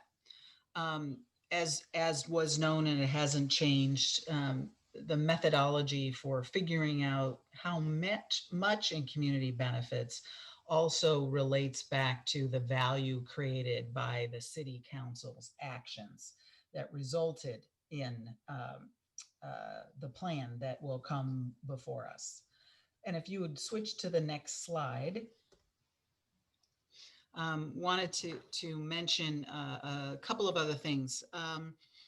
when we just, I realize I want to mention a couple of other things about a development agreement. The development agreement, there'll be many business terms that speak to, that's my puppy dog. He's about 14. Sorry, I'm the old back, if you're hearing that. Mentioning a few examples like the length of agreement, uses for the property, dedications of land, mitigations, applicable laws, what the developer has to do, what the city has to do, what we both have to do. These are some of the things that you'll see further described in the development agreement. Wanted, as Kim said, and folks have been talking about a little while ago, are some interim insights about the requirements and mitigations. It was an extensive amount of work, as you might imagine, because all of you have watched a lot of projects. But in order to analyze what the community benefits are, we first have to know what the project is and what the baseline requirements for the project are. And that you've heard described, and it is morphed or changed as more clarity has come with what the project actually is. And from that understanding of the project and the baseline requirements, then you build an understanding of the overall project through which you can analyze what the community benefits should be. So clarifying what the requirements are and how Google would meet them was a very important exercise. And then it's really important to note that there will be a substantial amount of public benefits even before we get to the community benefits. Tim also outlined the 4,000 residential units with a goal, hopefully, of the affordability of 25%, which is far over what was originally in the DSAP for this area. There'll be commercial linkage fees, significant ridership for Caltrain, parks, plazas, green space. All of that will come as a result of the project itself before we get to what is considered community benefits. And I want to note at this moment, we're pursuing a lot more housing because it's so important to San Jose. And it's also important to recognize that right now, high-rise housing is not financially feasible. It's very challenged. And so the value in the marketplace at this moment and for some time is likely to be office. So that feeds into the analysis of how much can be achieved in terms of community benefits. Can you go ahead to the next slide? Thanks, just pulling up some notes. Making sure that a couple of other actual things to recognize are that in analyzing feasibility, we have to make sure for the overall project that it's financially feasible. That goes back all the way back to the MOU, where you take into account all the things that are positive and all the things that are costs, like the infrastructure, et cetera, to see what the net value and what we can charge for community benefits. The importance of that is it has to be financially feasible, even though it would be great to just name a number and say it doesn't have to be part of a feasibility study. Google is a publicly traded company and has a responsibility to their shareholders. So it's something that, being a good partner, we need to make sure we take into account. And while we've been talking about a ton of good work that is happening and that is a tremendous amount of progress is being made, there are some things that are not done yet. Under the category, I'll start at the bottom, other potential risks. Kim mentioned a little bit about, excuse me, the airport crane policy. If we can't make the airport crane policy work, which we believe we'll be able to get to, that can diminish the amount of overall developable space. Because if you can't build it, you can't go up that high. And the cranes are essential to do that. Going back up to the top, we have more work that we need to do with the Sharks and Google. Sharks and Google are speaking together. It's just an acknowledgement that if there isn't an agreement between Sharks and Google for the parking lot at SAP, known as Lot ABC, then there won't be any near-term development on ABC, which will be a significant amount of office, significant amount of residential units, and as the northeast park that Nicole was showing us just a little bit ago. We think that the option agreement that Google has with the Sharks, there's good reason to be optimistic about getting through to an agreement, but we're just being real that we haven't reached that agreement yet. And if we don't reach that development, there also is a diminishment of community benefits. The next one, and in the center, oops, can you go back? Sorry, next point there, not the next slide, sorry, is about the DISC, the Diridon Integrated Station concept. There are many people working on analyses to determine where the tracks will actually take place, where they'll lay. And there's different ways to analyze how construction happens over time and what requirements there are for keeping the station running, or do you move some of the operations around? All of that is complicated, and it feeds into how much land you need to accommodate the construction and the ultimate build out. And so there is some risk that the DISC construction would end up taking a fair bit more land, maybe somewhere in the acreage of 7 to 9 acres beyond what was already anticipated. And if that's the case, then that's a challenge in terms of what can be built, and it's systemic throughout the line. It's not just in the ABC. And so again, that poses some risk to what can be built and what yield would be available for community benefits. And if you step on now to the next slide. And so once we get past, we'll be optimistic, get past those risks, then we are trying very hard to reach an affordable housing goal above city requirements. And Reverend Ray, we want to touch on here where you mentioned earlier investment funds for community stabilization and opportunity pathways, and would very much like to understand yours and the community's views on the benefits of a single fund, or a single fund that has 2 focus areas, perhaps. Certainly not stating a preference for either one, but researching how to not only get as much from the Google project, but then how do you design it so that over many years, it can also attract other philanthropic funds. So we're trying to use this as smartly as possible to design to do maximum good over a very long period of time. If you go on to the next slide. And so we have several next steps. We are working to finish the development agreement negotiations. We're in the midst of, have not concluded the business terms, again, things like how long it's for, what performance measures are built in, et cetera. What exactly the affordable housing commitment is, and then community benefits that include the amount and the phasing. What comes when in terms of delivery of community benefits? That's important to think about.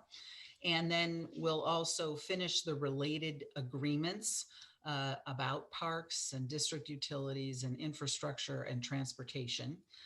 We will present the recommended development agreement for your review and comment at the next SAAG meeting prior to Planning Commission and City Council hearings in spring of 2021.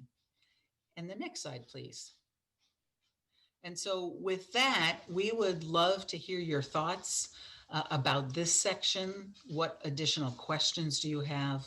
what do you care about? What are you resonating with the most? What in your view still needs to be done? And then more about relative balance between community stabilization, which, just to give a little bit more, would include preservation of stock, purchase of more stock, community ownership, as was mentioned, funds for protection, law suits and eviction protections, and then opportunity pathways. And what we mean within opportunity pathways is really what are those opportunities for education, scholarships, training, and jobs to create meaningful mobility for people with good jobs that have career ladders to them. Next slide, please. And so David will lead us through as a reminder how to use the technology. And with that, thank you very much for listening. Thank you, Nancy, and thank you to Tim and Jess and Nicole. Thank you all for the time and that great presentation. So at this time, I'm going to stop sharing the screen again so we could all see each other. As a reminder, this is how we're going to communicate. And this is our chance to actually also transition interpreters. So we're going to transition from Anna back to Armando. I'll give you a second to do that, Jennifer. Hi, Dave. Armando is now in the Spanish room. Excellent. Thanks so much. So now we're back to SAAG comments. And just as a reminder to members of the public, we are going to transition to public comment here after this section. I'm going to provide just a quick overview of next steps, and then we'll provide space for public comment. So you can go ahead and use the hand raise section when we get to that point. So with that, let's go ahead and get started. And I see Bill Souders, your hand is up. Why don't you go ahead and unmute yourself, and you're up. Hi, everyone. I'm Bill Souders. I represent the San Jose Downtown Residents Association. I have a quick comment. As I'm taking all notes with all of this information tonight, if the pages were numbered, it would help me tremendously. I don't know if it would help others. And I've got a question for Nicole, notwithstanding all of the caveats that Nancy just gave us. Nicole, it looks like privately owned public parks will represent about 1/3 of the 15 or so acres if they actually end up becoming available. Do you have any examples of what a successful privately owned public park is in San Jose or anywhere else? Because I don't have my head around that yet. Mm-hmm. No, thanks, Bill, for that question. It's a great question. We don't have many of these in San Jose. We tend to do this, have private open space more through a different type of program, but we really don't have park space that's privately owned that I can think of. And Nancy and Kim, please correct me if there's something I'm forgetting. So this is a new concept for us. It's something that other cities do. It's not entirely uncommon, but it can be a bit controversial, right? Making sure that people know where those spaces are and that they really are accessible is always something that's on our mind, which is why we're asking for some conditions to be placed on these spaces that would give us some comfort level for them. Sometimes these are, one of the challenging things is sometimes these get proposed on roof level, which can be really hard for the public to know they're there. All of these spaces are in the ground plane, which I think helps immensely. But so it's something new for the city that we're working through. Is the High Line in New York an example of privately owned public space? I'm just trying to imagine any example. No, I don't believe it is because it has New York City Parks relationship. And then, I need to get back to you with some solid examples. Okay, thank you. Thank you, Bill. So we're going to go to a couple of voices we haven't heard from yet. I'm going to go to Maria and then to Jean. So Maria, you should be able to unmute yourself. Great, thank you. Good evening, everyone. Maria Noel Fernandez with Silicon Valley Rising. And I just wanted to lift up as we're talking about community benefits and the fund. One of the pieces that I don't think I heard, it may have been there, but I wanted to really highlight is just how intentional I think we need to be around governance when we're talking about the development of this fund, and really ensuring that that there's community that is leading the governance of these funds to make sure that it's really going to the stated goals from the community, and making sure that we have folks that are representative around some key areas that I really want to highlight. You know, folks that are either low income themselves or representatives of low income residents, community organizations, labor, direct services, CBOs, historically underfunded neighborhoods, and affordable housing advocates and youth. And so as we move forward, I'd really like to just highlight this piece and see how we're going to make sure that there's strong governance, because when we look at plans from other places across the country, absent having this from the front end, we see it fall apart essentially. Thank you for that, Maria. I don't know if there's any follow-up thoughts from staff, but we can come back to that if there was. Next, we'll go to Jean and then to Edward. Jean, you're up. Thank you, Dave. Good evening, everyone.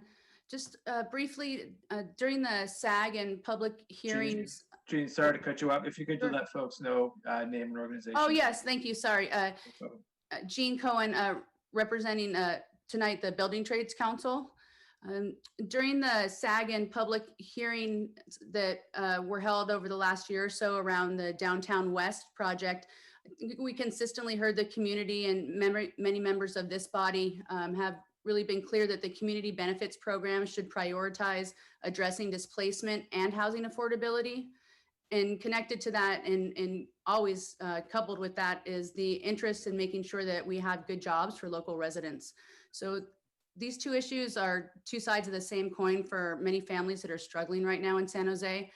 Rather than, I think, two separate funds, the development agreement should create one fund to jointly address the developing and overlapping needs of low-income workers and communities of color most at risk of displacement by this project.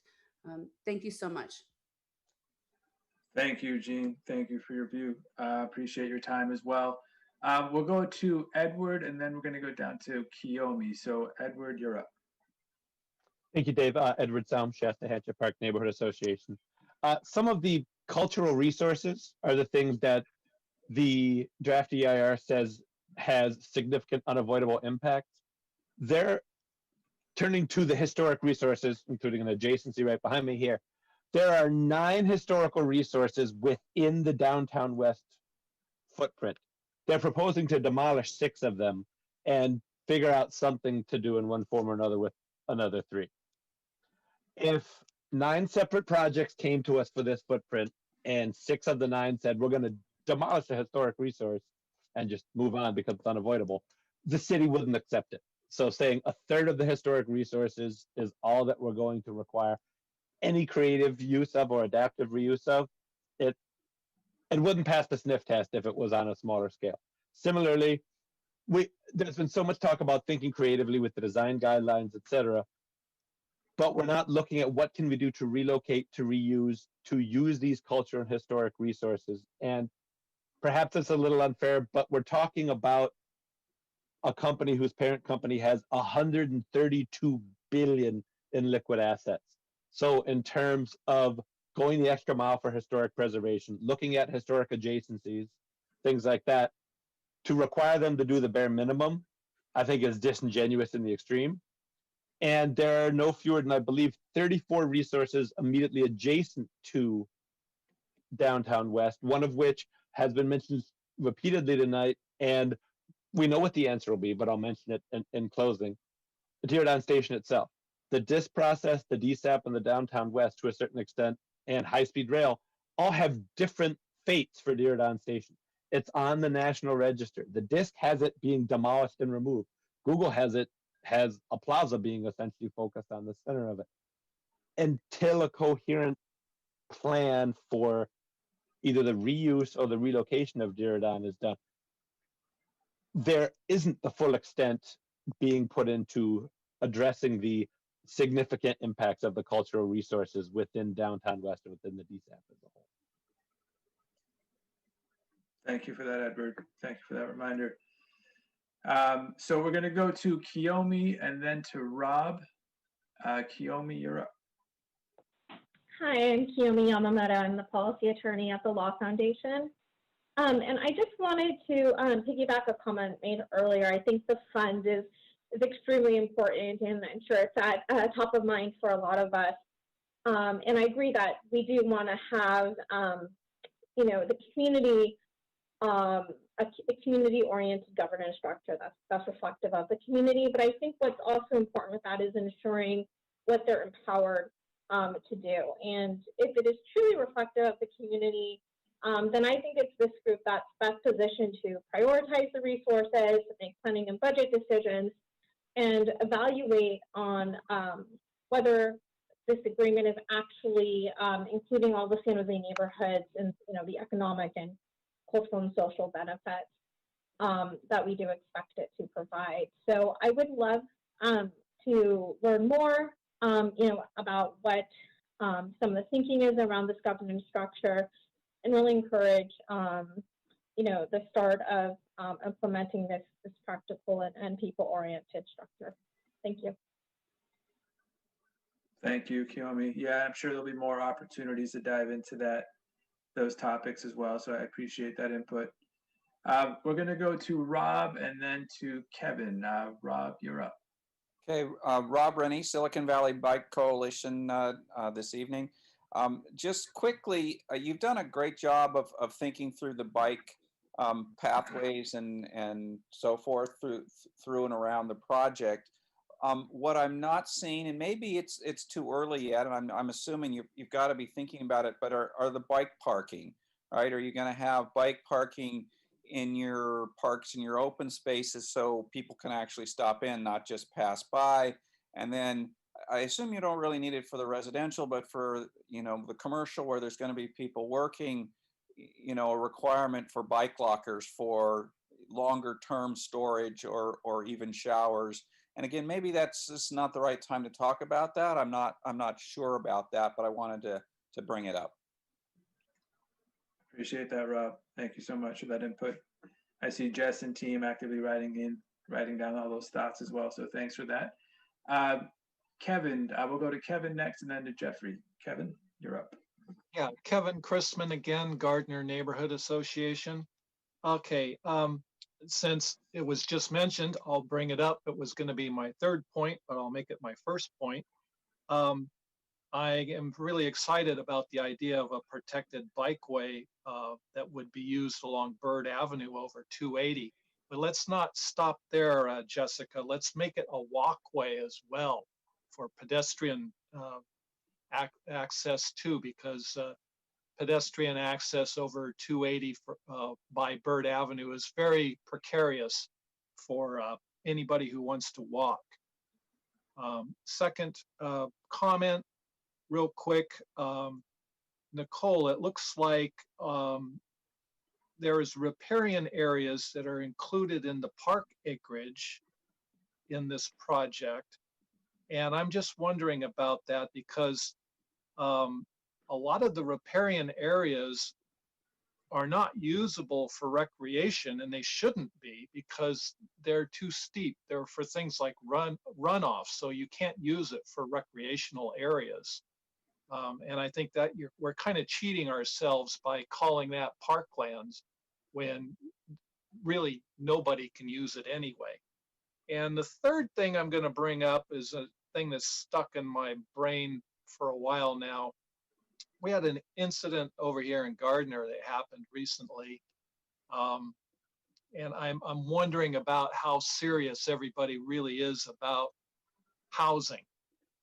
We had a case where we had a zoning change on an oversized double lot that could have been subdivided, and we could have put in as many as 15 residential units on that property. And we lost that opportunity. It got changed as zoning to commercial pedestrian. And the use of that land is still kind of at a dubious benefit for the neighborhood. So I hear all this talk about housing, but in actuality,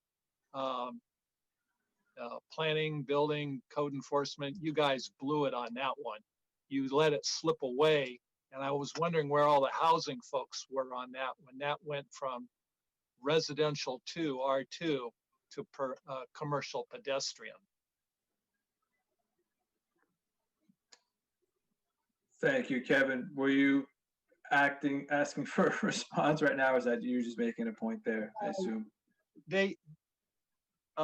If anybody wants to comment now, that's fine. If they want to get back to me later, I'm very easy to find. That's excellent. Thank you, Kevin. I'm sure we'll definitely get back to you. Dave, this yes. is Rosalind Huey, Director of Planning, Building, and Code Enforcement. Good evening. And Kevin, if I am thinking correctly, are you referring to the yoga studio project that was before council a couple of weeks ago? Is that the project? Yes, I am. Okay. Yeah, regarding that project, it had a general plan land use designation that actually allowed that particular use.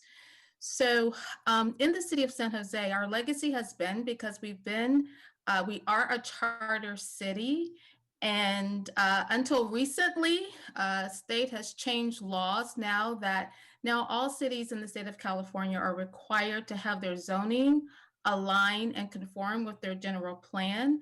Up until this time, we have many parcels across the city where the underlying zoning is not in conformance with the general plan, but it is the general plan land use designation that sets forth the allowed uses on that site. So that was the particular case for that particular project. Its underlying zoning didn't conform with the general plan land use designation, which did include that particular use. So that was the particular circumstance for that project. Thank you so much, Rosalind, and thank you for the questions, Kevin. Next, we're going to Jeffrey. Yeah.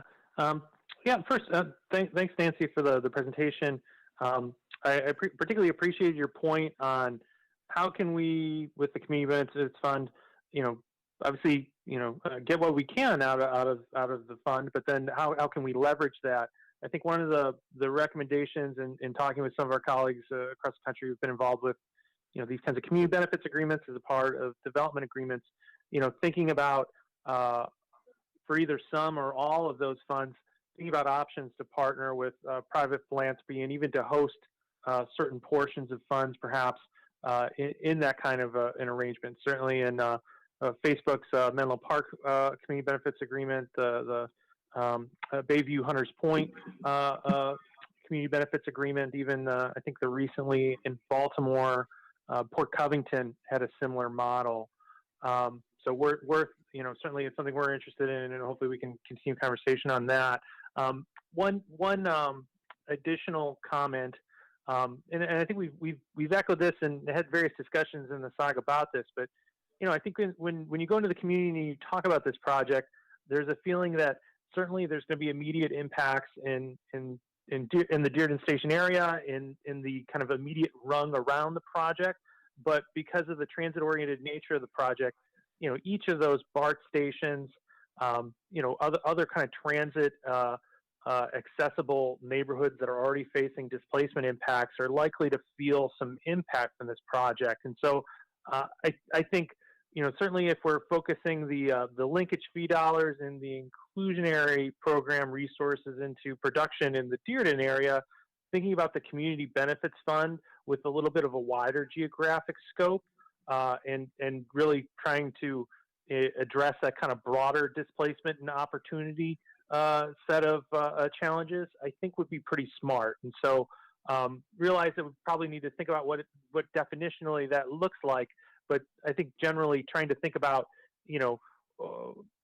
transit that's going into the area as the kind of in areas that the housing department's already mapped out as having high risks of displacement, trying to think along those lines instead of, perhaps just limiting programmatic approaches to the immediate Diridon area within the community benefits plan, at least.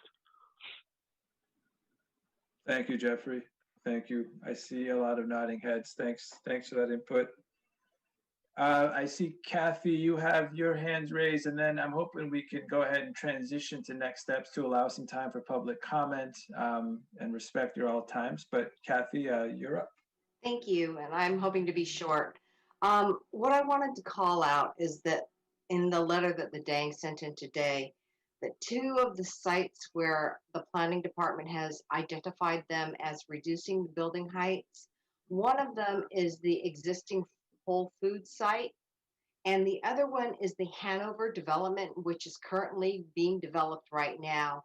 And those sites were reduced from, I think, 195 to 90 feet.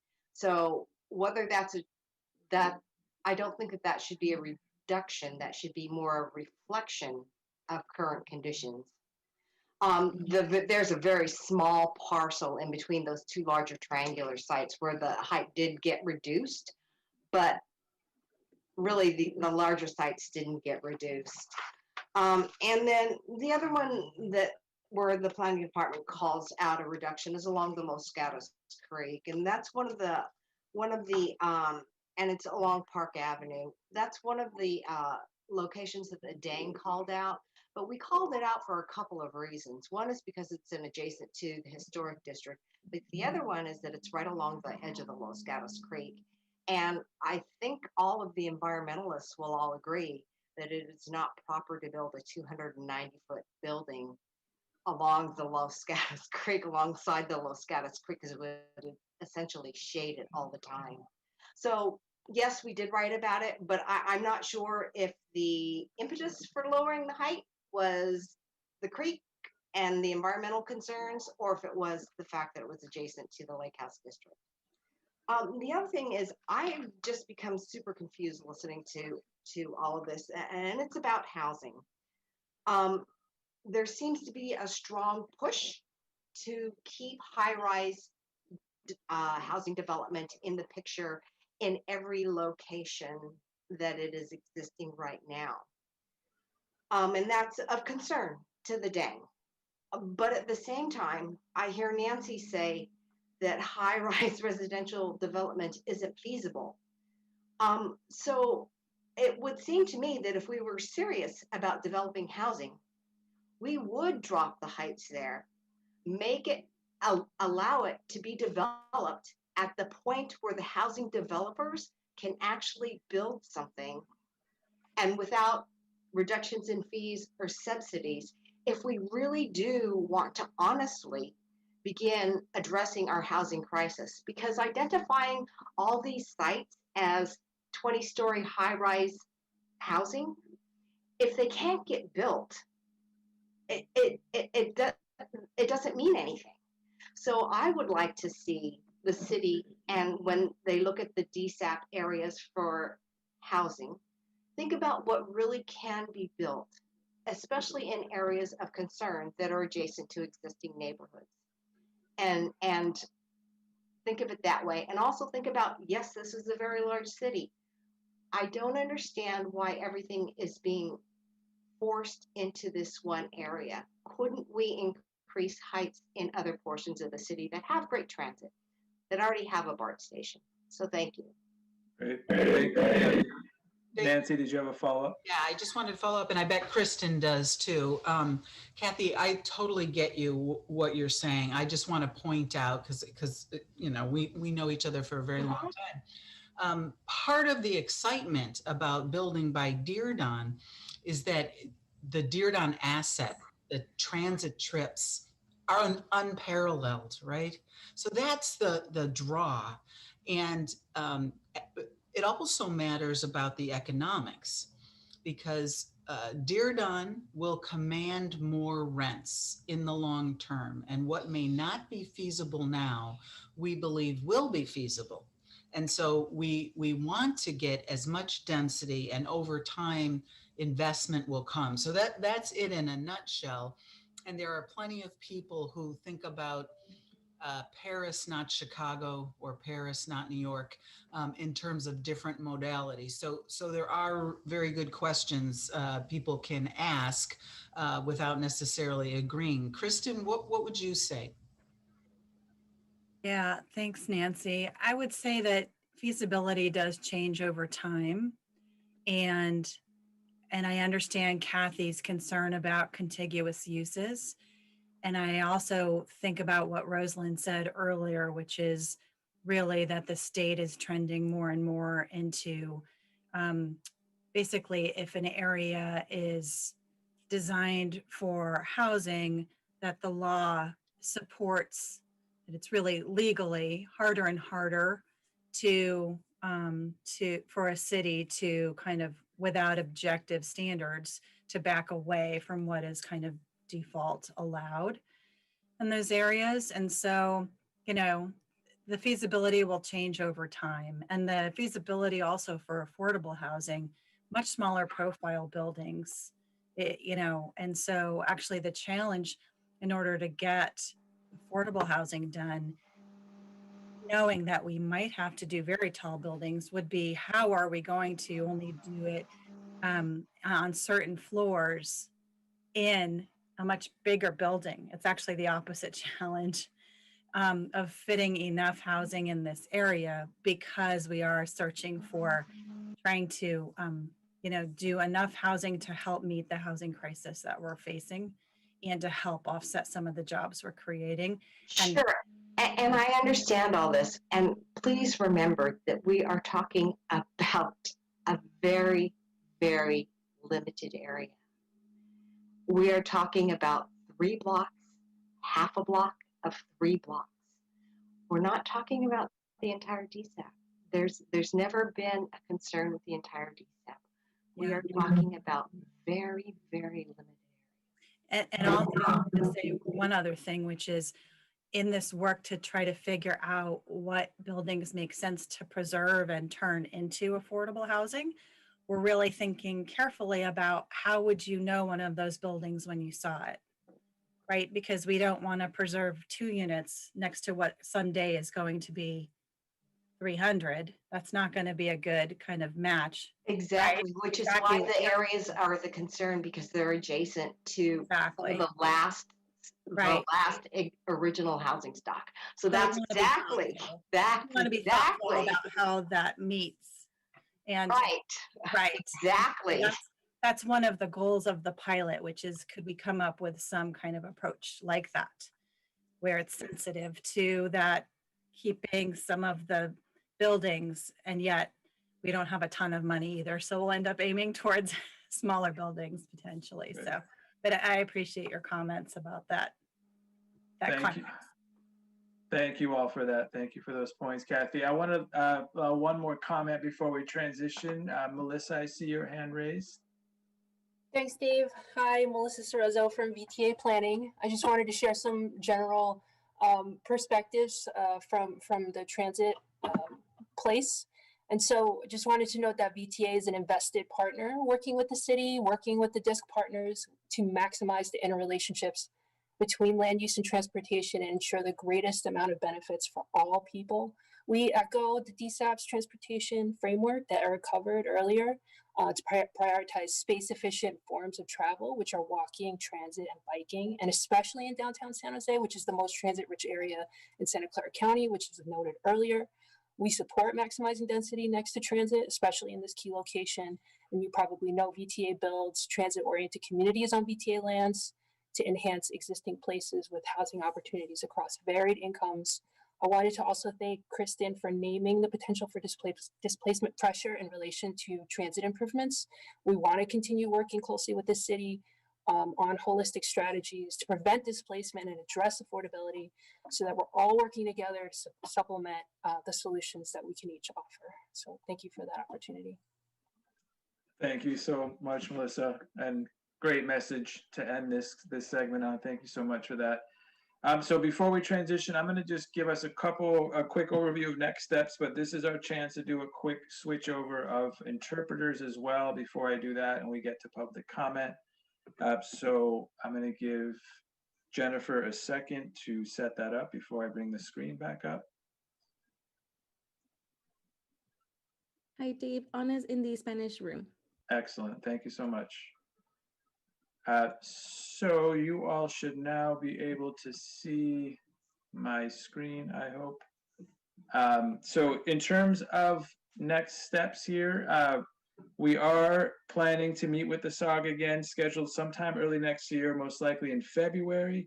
And the purpose will be to discuss the Downtown West Development Agreement and potentially other topics that will be leading to the public hearing process.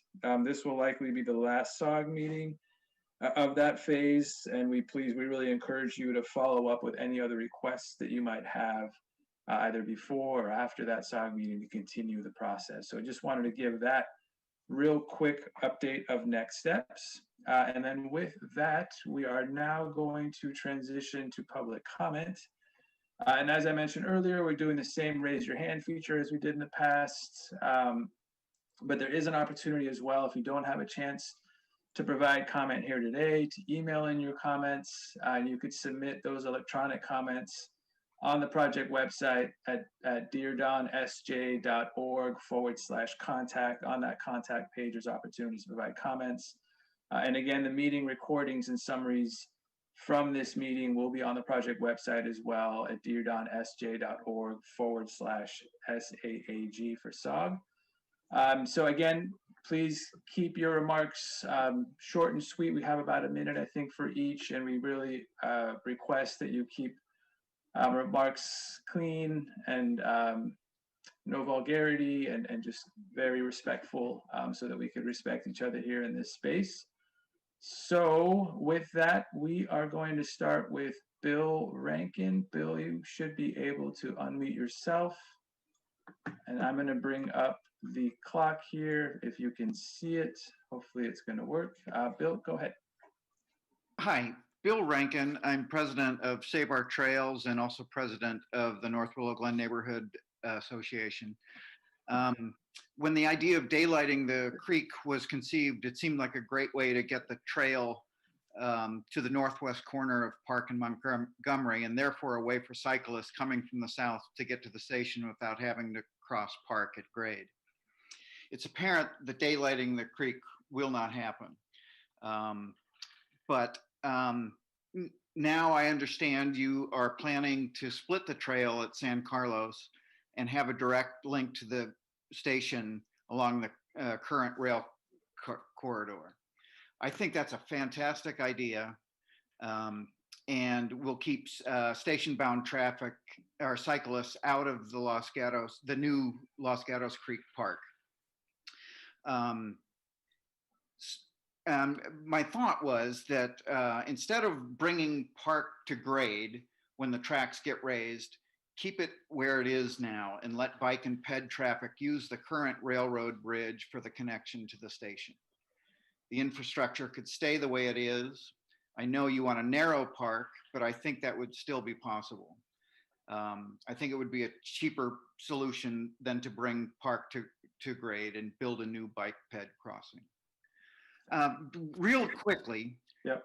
If you can please wrap it up, Bill, thank you. No, just real quickly. Yep. I was expecting 2 minutes, and to get 1 minute sprung at this point was, I don't think is a good way to go.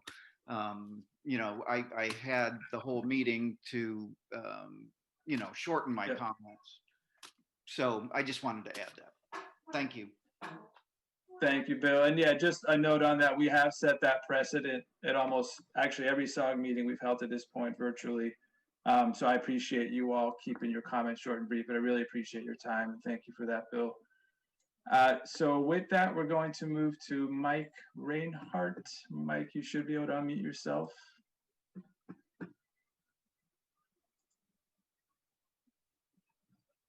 Did we lose Mike? Mike, we'll come back to you. Next, we have Catherine Hedges. Catherine? Hi. Looks like I have, thank you very much for the opportunity to speak. I keep seeing how there's all this stuff about how Google needs to make a profit on the office buildings. Maybe instead of purchasing the land from the city, they should lease the land from the city, and that would work out better. I'm very disturbed about the city selling the land to Google. This is This was not agreed upon by the residents of San Jose, and it's our land, not San Ricardo's. Thank you very much. Thank you. Let's see. Next, we're going to go to a phone number starting at 408-375. Or 735, excuse me. You should be able to unmute yourself. Yeah, usually people just do the last three numbers, but whatever. So sorry. Yeah, Crappy Jones, he always tries to dox me. Anyway, no, I mean, I'm not anti-development. I hope that when they, make these public-private parks, that's a joke, by the way. Don't even do it.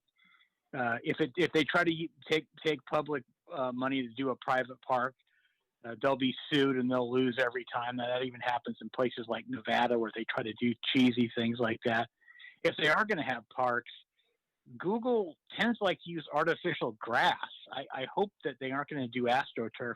I know when they build these little villages like they did in Almaden Valley where Bass Pro Shops is, and they built one in Cupertino, another one in Palo Alto, there's never enough parking and everything seems to just be narrow and small. And there always seems to be artificial turf. And that's gross. Dogs do their business on it, no good. So I'm just hoping that when they build these things, it's going to be nice and real, not artificial. What's next? Artificial trees? So I don't know. I don't really have a lot of faith in this whole thing. I just hope that if they do it, that they do a good job.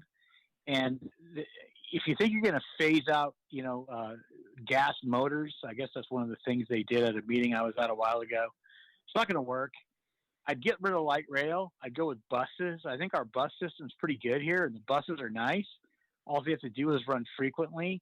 But you can't have a mass transit system that ends at 10:30 at night either if you think you're going to use mass transit. And I think you may want to you to wrap up. Sorry. Yeah. Well, anyway, you may want to reconsider high density housing and public transit in the age of COVID. I'm just saying, there's going to be, I would change some things if I were you guys, because it's going to change, right? It's going to change, and people's living is going to be different because they're going to be working from home. Anyway, thanks. Appreciate it. Thank you. Mike Reinhardt, I see that you popped back on, so I'm going to come back down to you and allow you to unmute yourself. Mike, are you there with us? Can you hear me now? Yes. Great. Thank you for the forum and the time. I know this is going to be a late night for everybody. My name is Mike Reinhardt. I'm a San Jose native and resident of San Jose since my birth over 60 plus years ago. I'm here tonight representing a board of a local San Jose nonprofit that's been providing human services for that same community for over 60 years, called the Act for Mental Health. All Coming Together is the acronym. We've been serving the unique social, mental, and emotional health needs for children, teens, families, adults of all ages in our underserved communities in San Jose. And we represent a wide range of ethnic, language, and socioeconomic backgrounds. And our founder has received an award for the Jefferson Public Service from the American Institute for Public Services. And we're currently benefiting from and provide our services through a building owned by the City of San Jose located at 441 Park Avenue. And through this generous subsidy, we're able to provide basic services to our clients and fellow citizens through this operational overhead benefit at either low cost or no cost. So our question is really, given that our services are so essential in maintaining a quality of life for all our San Jose citizens, especially imperative in these challenging times with the likes of COVID-19 and the recent and sadly lingering elections, school and work from home stresses, and upcoming holidays, et cetera, and the likelihood that our building is going to be sold, we're wondering what considerations are being made by the city and or Google as promised to help us nonprofits such as Act for Mental Health to continue serving these critical needs, and how can we participate in those efforts? Thank you, Mike. Thank you. Appreciate your time, Mike. Next, we're going to go to Tessa. Tessa, you should be able to unmute yourself. Right. Well, yeah, we get 1 minute at the end. And the thing is that this whole process is just going so fast. And the thing is that the San Jose, the Google project, the Google West, is like a 1 foot environmental impact report. I mean, it's 1 foot thick, and and that's due in December for us to communicate about. This thing is coming, the Diridon Station plan is coming in January. I think Google extended the Google West another month, I think approximately maybe 2 weeks. I think we need more time. I mean, the frustrations that I'm seeing in the community and that I'm feeling as a neighbor that really hasn't even been represented in the Garden Alameda neighborhood has not been represented. And the issues that are coming to our neighborhood in terms of climate crisis, where we will have so many refugees, and then on top of it, to have the impacts of this so much development happening, and it really needs to be car free. I mean, I'm not, that at least you should be building no car infrastructure and improving our natural habitat because of the issues that are happening with the dangerous decline of unprecedented species extinction that's happening. We have to look at food production for urban sustainability, and that needs to be really looked at very, very carefully. The science is showing we need a lot more food urban sustainability. And so, and improving Stockton Avenue to be a major boulevard into the Google Village and the Diridon Station. We need to really improve it with roundabouts, and we need to have the land at 615 be used as receivership for historic homes and the community gardens, as well as the Royal Coach Tours, the toxic air contaminant diesel bus Tessa, depot if I should be could ask removed. you to wrap up, please. I'd All right, I'm appreciate just saying we need to remove that bus depot and create an use the land that is undeveloped for agriculture and bringing food production is nature. We need to bring Great. food production into our cities. Thank you so much, Tessa. Thank you so much for that. Next, we're going to move on to Gavin Lowry. Gavin, you should be able to unmute yourself. So I think that's a logical.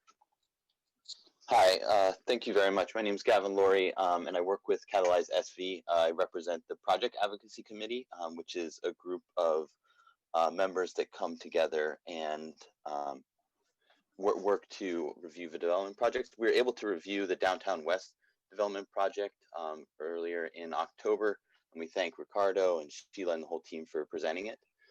Our members first had reviewed this project in December and provided Google with a really detailed feedback letter on things that we'd like to see improved in February. And this was it was a really kind of a great way for our members to present their ideas.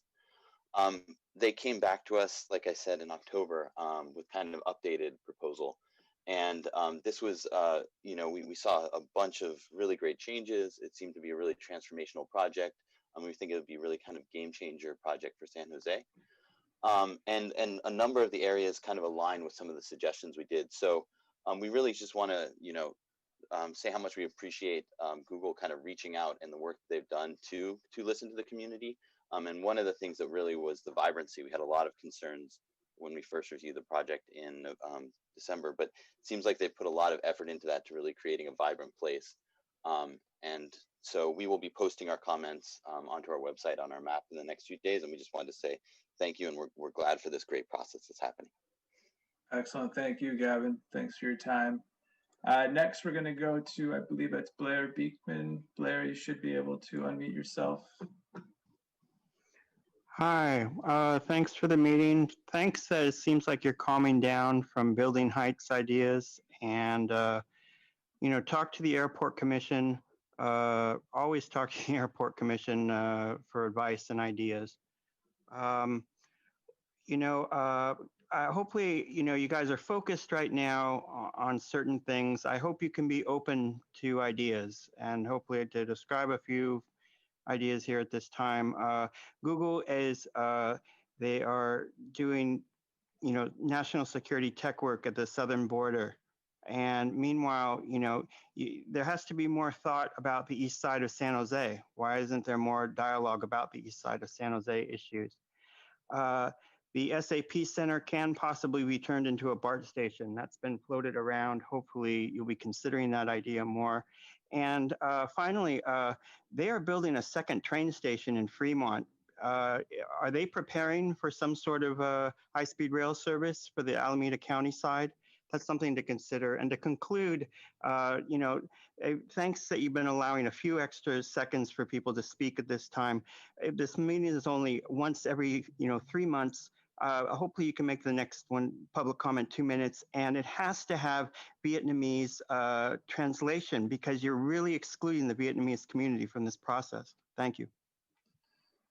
I appreciate those comments, Blair. Yeah, we could definitely revisit the timing again. And just as a reminder, there's many other platforms and avenues and community meetings that cover similar topics and opportunities to provide input. This is one of many, so I hope you're not waiting the 3 months to provide your input, but I definitely appreciate your time on that note.